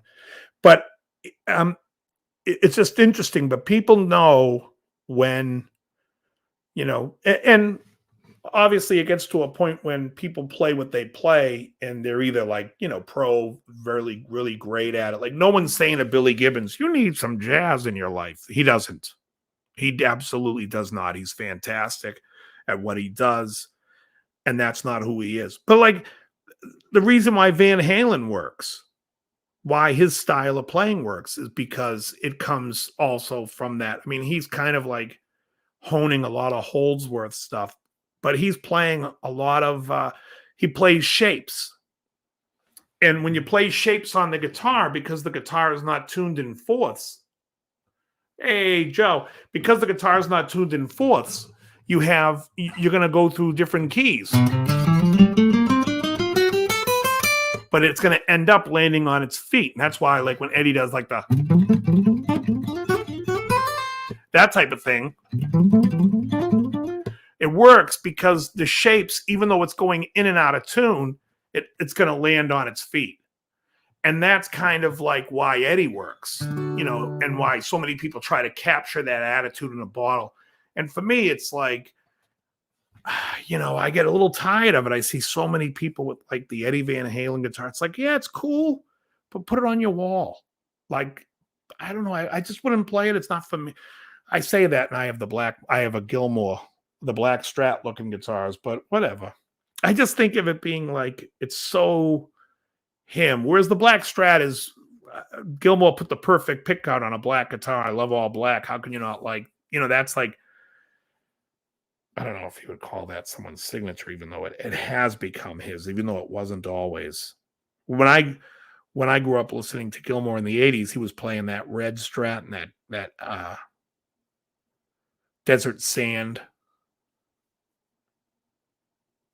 Well, that's the thing, Johnny. It's not really. It's you can call it a scale because it's a pattern scale, right? We got B, C, D. So if he's in A, he'll be like 8, which is 2, 3, 4. But then that's a blue note. There's a blue note. Another blue note. And then back.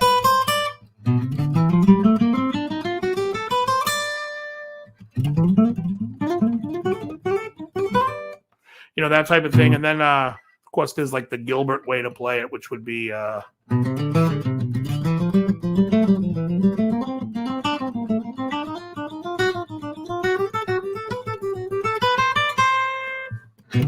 see if I can do it on acoustic.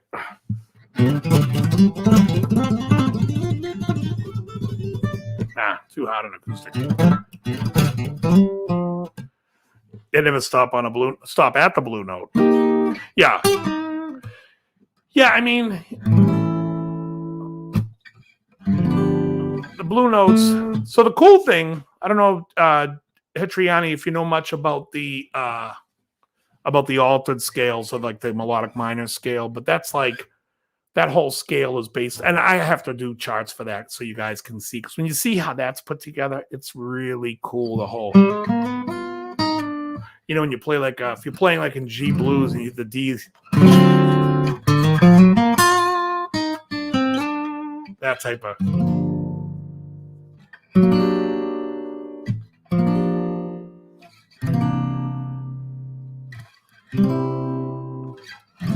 But yeah, so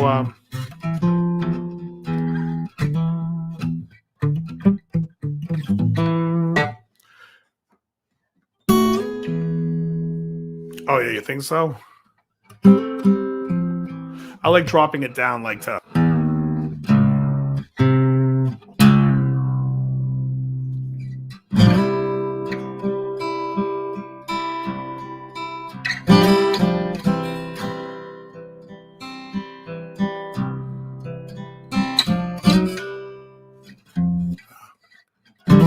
What? That's it.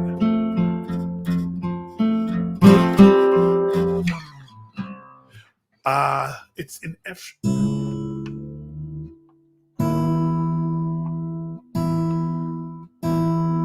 F major chord is an F sharp minor, but I don't think that's. You mean the C? That chord.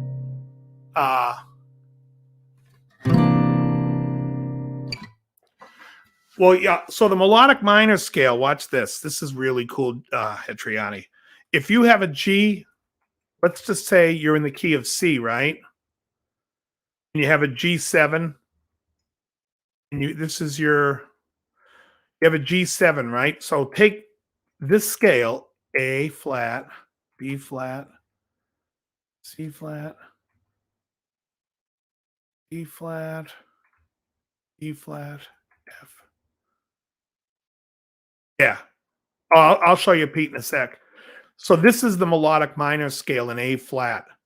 If we started on the G, you have this, and I'm gonna call that C flat a B now. If you play it from the G, that's A flat melodic minor coming from the G. And if you look at it, it's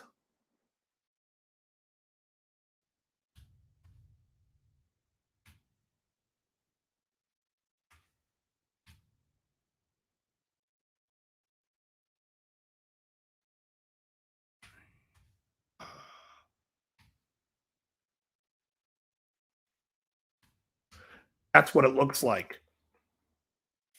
It's the 1, the flat 9, the sharp 9, the major third, the flat 5, the sharp 5, and the flat 7. So against a G7 chord, or you can add a G7 sharp 5 chord, you could play.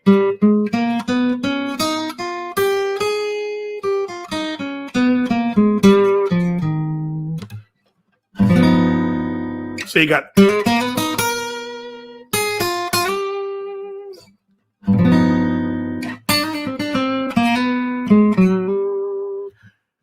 Now, the other cool thing is you could also just play an F sharp major scale, and that would just make, and then you could make the F sharp a G, which would also do the same thing, but it's really like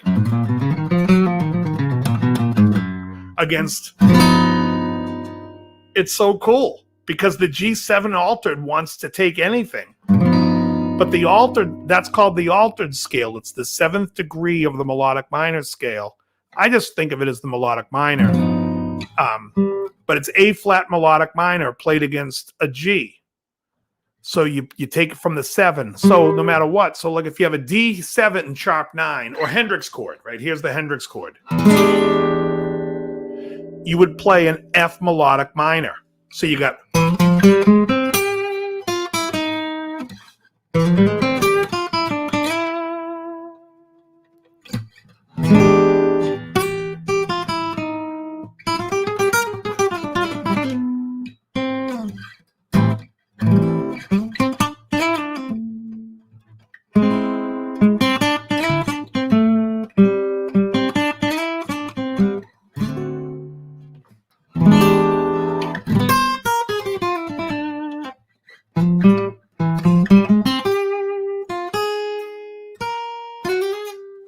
Whatever the hell it is, but you know what I mean.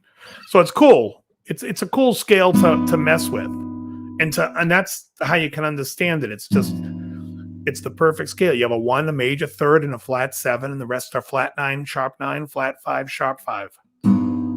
Yeah. Oh, absolutely. Yeah. And you hear that like a lot in Larry Carlton, and what's the other blues guy?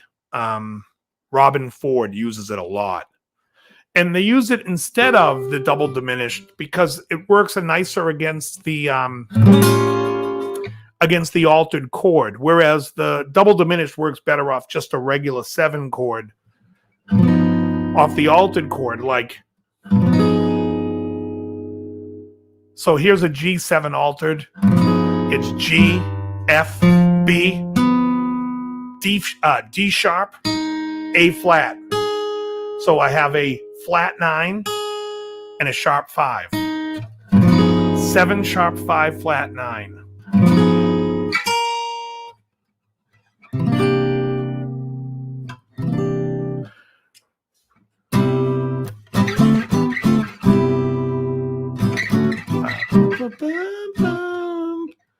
What's the next chord?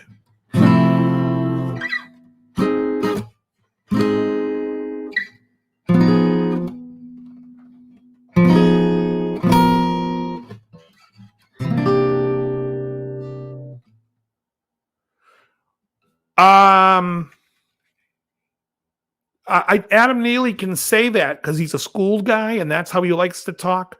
But yeah, it's in the key of G. It's the same thing. It means the same thing.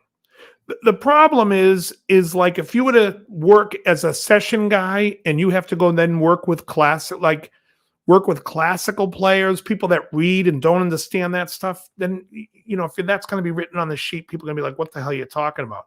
There is no key of D mixolydian. There's the key of G. And D mixolydian just happens to be the 5th mode of D.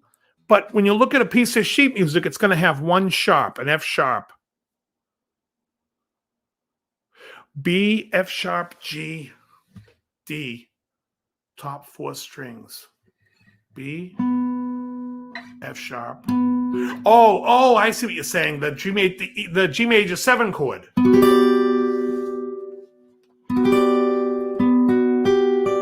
Bendeo, yeah, that's G major 7. What's great is it's movable. It sounds killer. I used to know how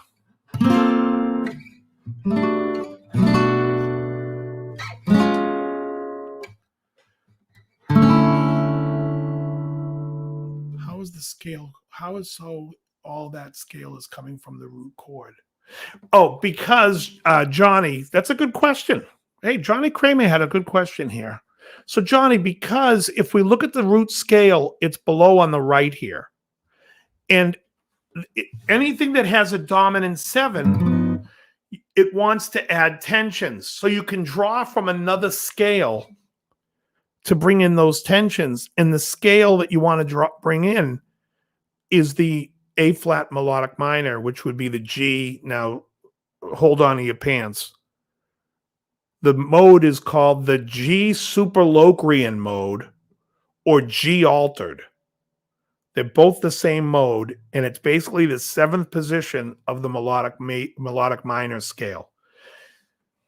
It's real easy to think of what melodic minor is. All you have to do is think of the major scale and flat the 3rd.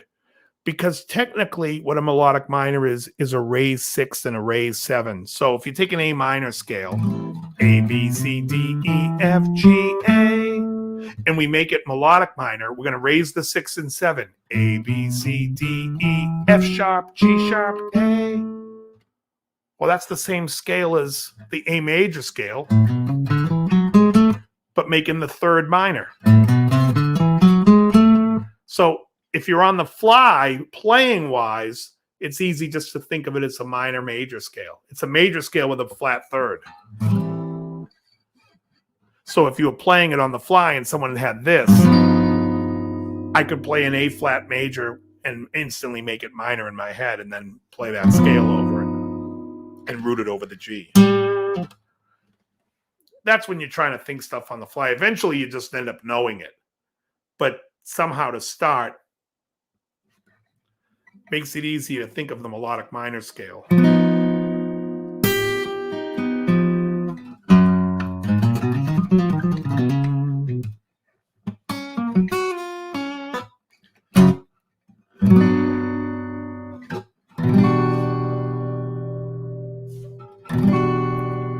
Yeah, I think Adam Neely's a hell of a musician, though, Tom Milley. I like him a lot.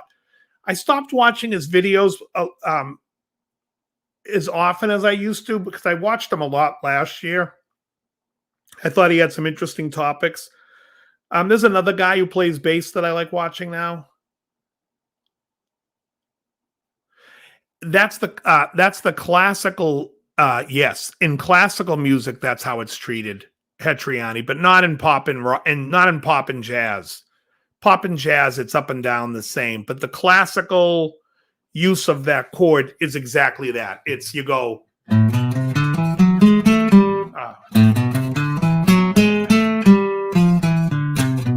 Yeah, descending natural. Yeah, exactly. But no, and you throw that away when you.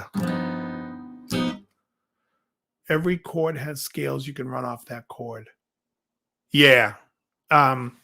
Anything that has a 5 chord. So like anytime you hear like, all right, here's something really cool. I did a video on this. Probably you guys didn't watch it. But if you're playing the blues, right? Johnny Kramer, if you're playing the blues and we're playing the blues in G, what is the, we're going to play, and all the chords are 7 chords. So we're going to play G7, C7, and D7. All right. G7. I'm going to play C9 to D9 in the blues. All right.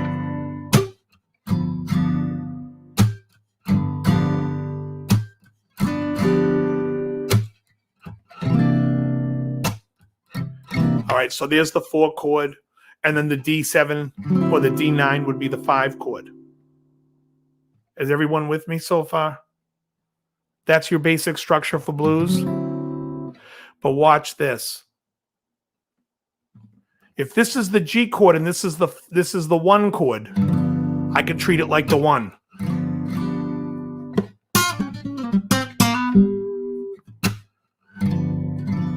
Before I go to the 4 chord, I can play the tensions now on the G of the G altered and treat that chord like it's the 5, because not only is the C the 4 chord, it's the 1 chord to the G, because G resolves to C. So I can play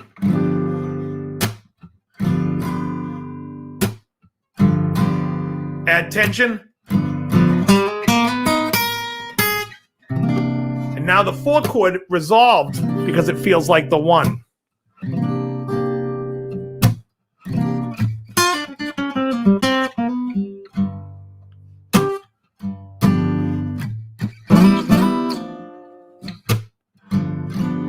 Now the 5 chord, and I can play the...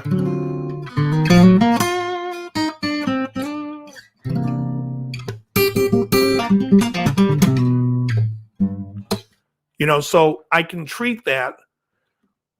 I can treat the 4 chord before I get there like it's the 1. But I do it like a half a bar before I get to the 1. So you know what I mean? So before you get to the 1, before you get to the 4 chord, half a bar before the 4 chord, you play tensions on the G7 like it's the 5 chord, and then the 4 will have a better result. And that's the trick of all the jazz dudes, like when they're like...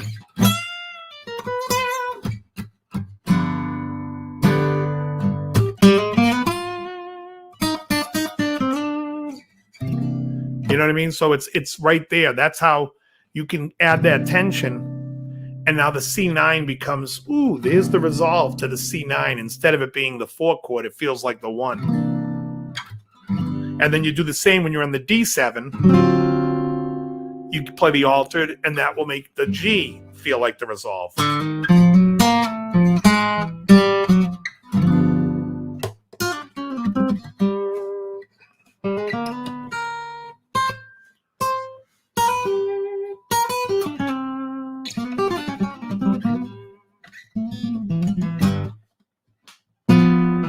Anyways, something to work on. It's not commonplace or comfortable for me to play it on acoustic. Trust me, I'm like, well, what that? Because that's like electric stuff. On acoustic,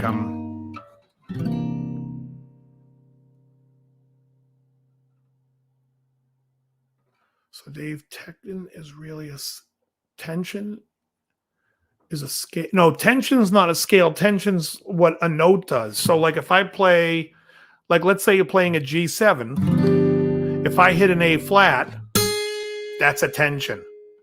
Because now you have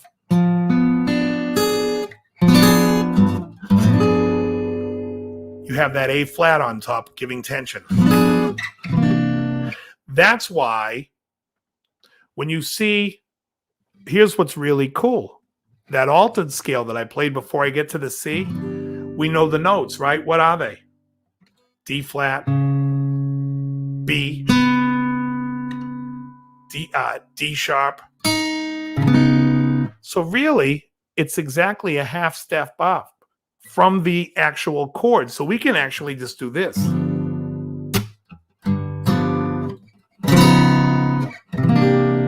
That's why that half step walk down works, because that's really the chord version of the scale.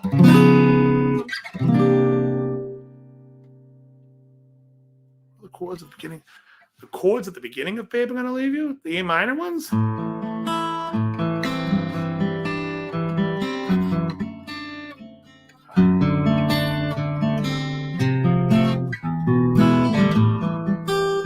Those?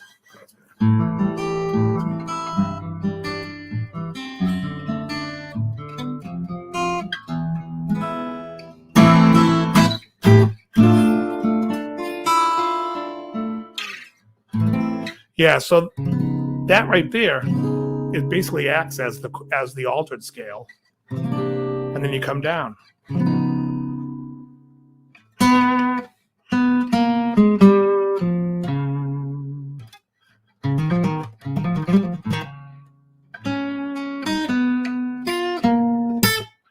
know, it's a really cool thing I was playing lately was, you know, the song "Your Gold Teeth" by Steely Dan. It's every note, all 12 notes in a riff. He goes,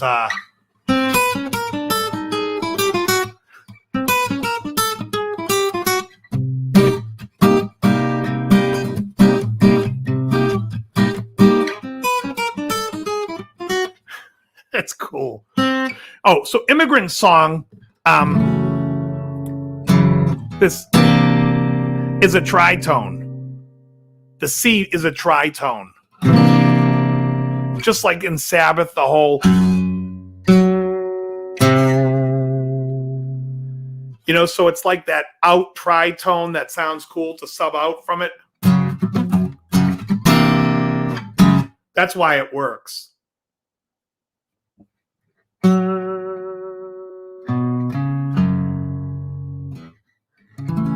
You have a lot of stuff like that where people use tritones. There's that song, "When the lips my pain, you're toxic, I'm tipping. When the I'm addicted to you, 'cause your love is so toxic.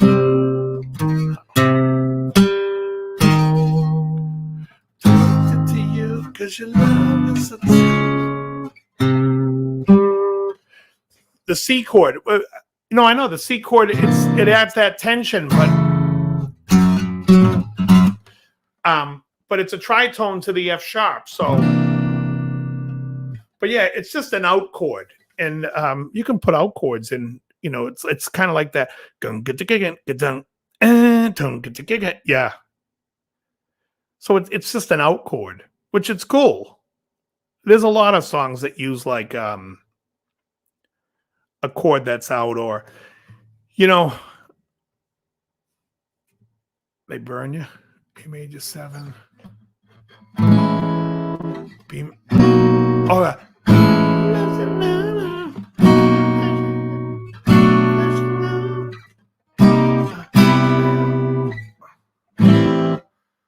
wait.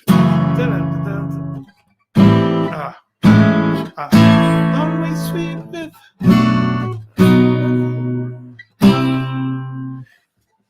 Yeah, it's actually it's a chord used at the time. I'm not a fan of it. You know what else uses it too? It's like, listening to you, I get a piece for you, I get the story for you, I get a piece, I get excited at your. They do the same thing.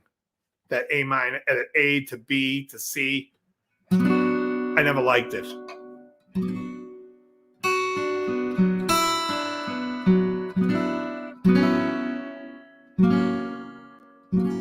Yeah, Toxic's cool. Yeah, tritones, you don't really hear that too much. Yeah, not in church.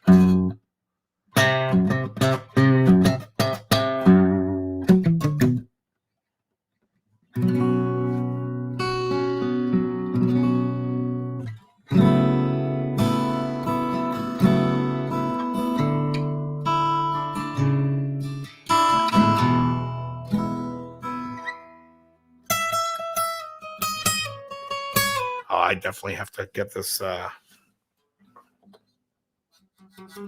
gotta give it like one turn. Where's the?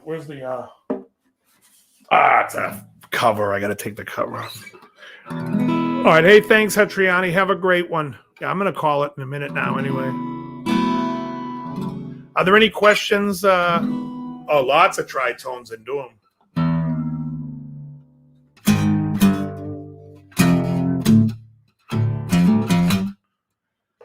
Oh, yeah, it is. Yeah. So you when to use augmented chords? You know, augmented chords is one of those things where it's like you know, it's really when they're written in. Like I like what's that song? For gold, you're going away, watching, feeling something. Right? You're begging for gold.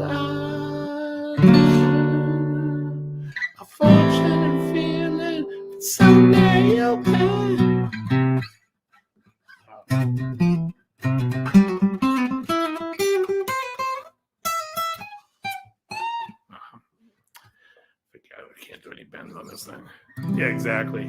But that has that that augmented, that chord right there. God, there's also is it?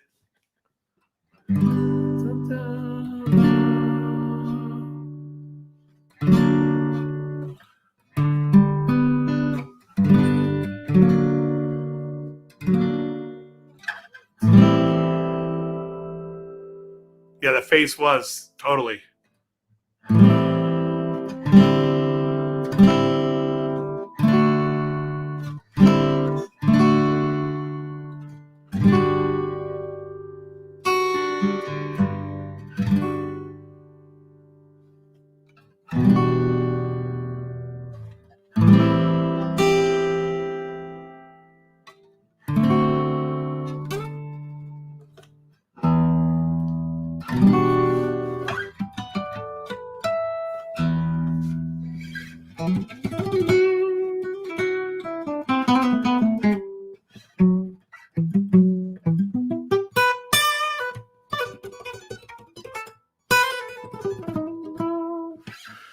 All right, guys, we're going to do this again next Tuesday, and we'll see how it goes.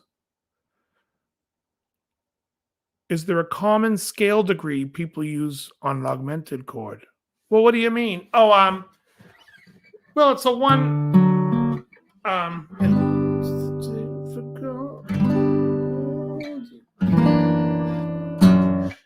I think of it more like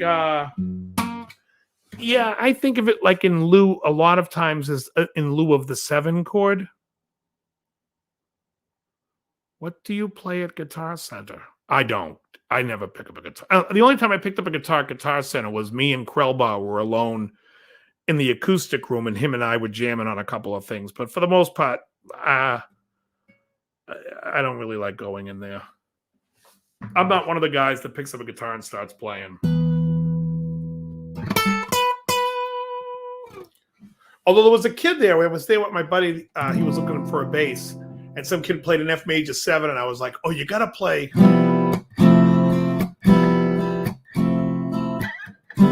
Oh, cool, Charlie. Yeah, yeah. Well, let's see. If the Bills win, he'll be in a really good. The Bills play on Sunday, or they play on Saturday. Let me take a look at the Buffalo schedule. I didn't even ask him.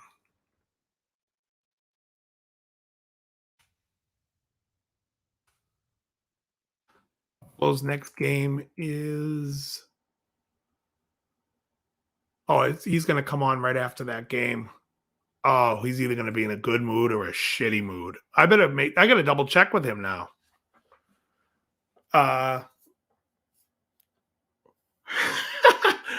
Richard.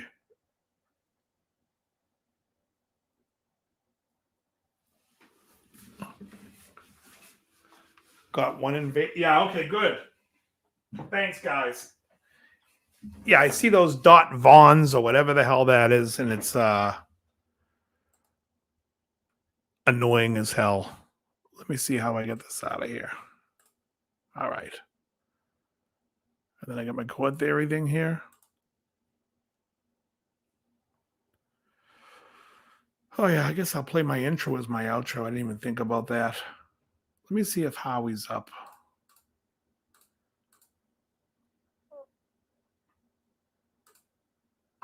Although I don't think he's going out drinking.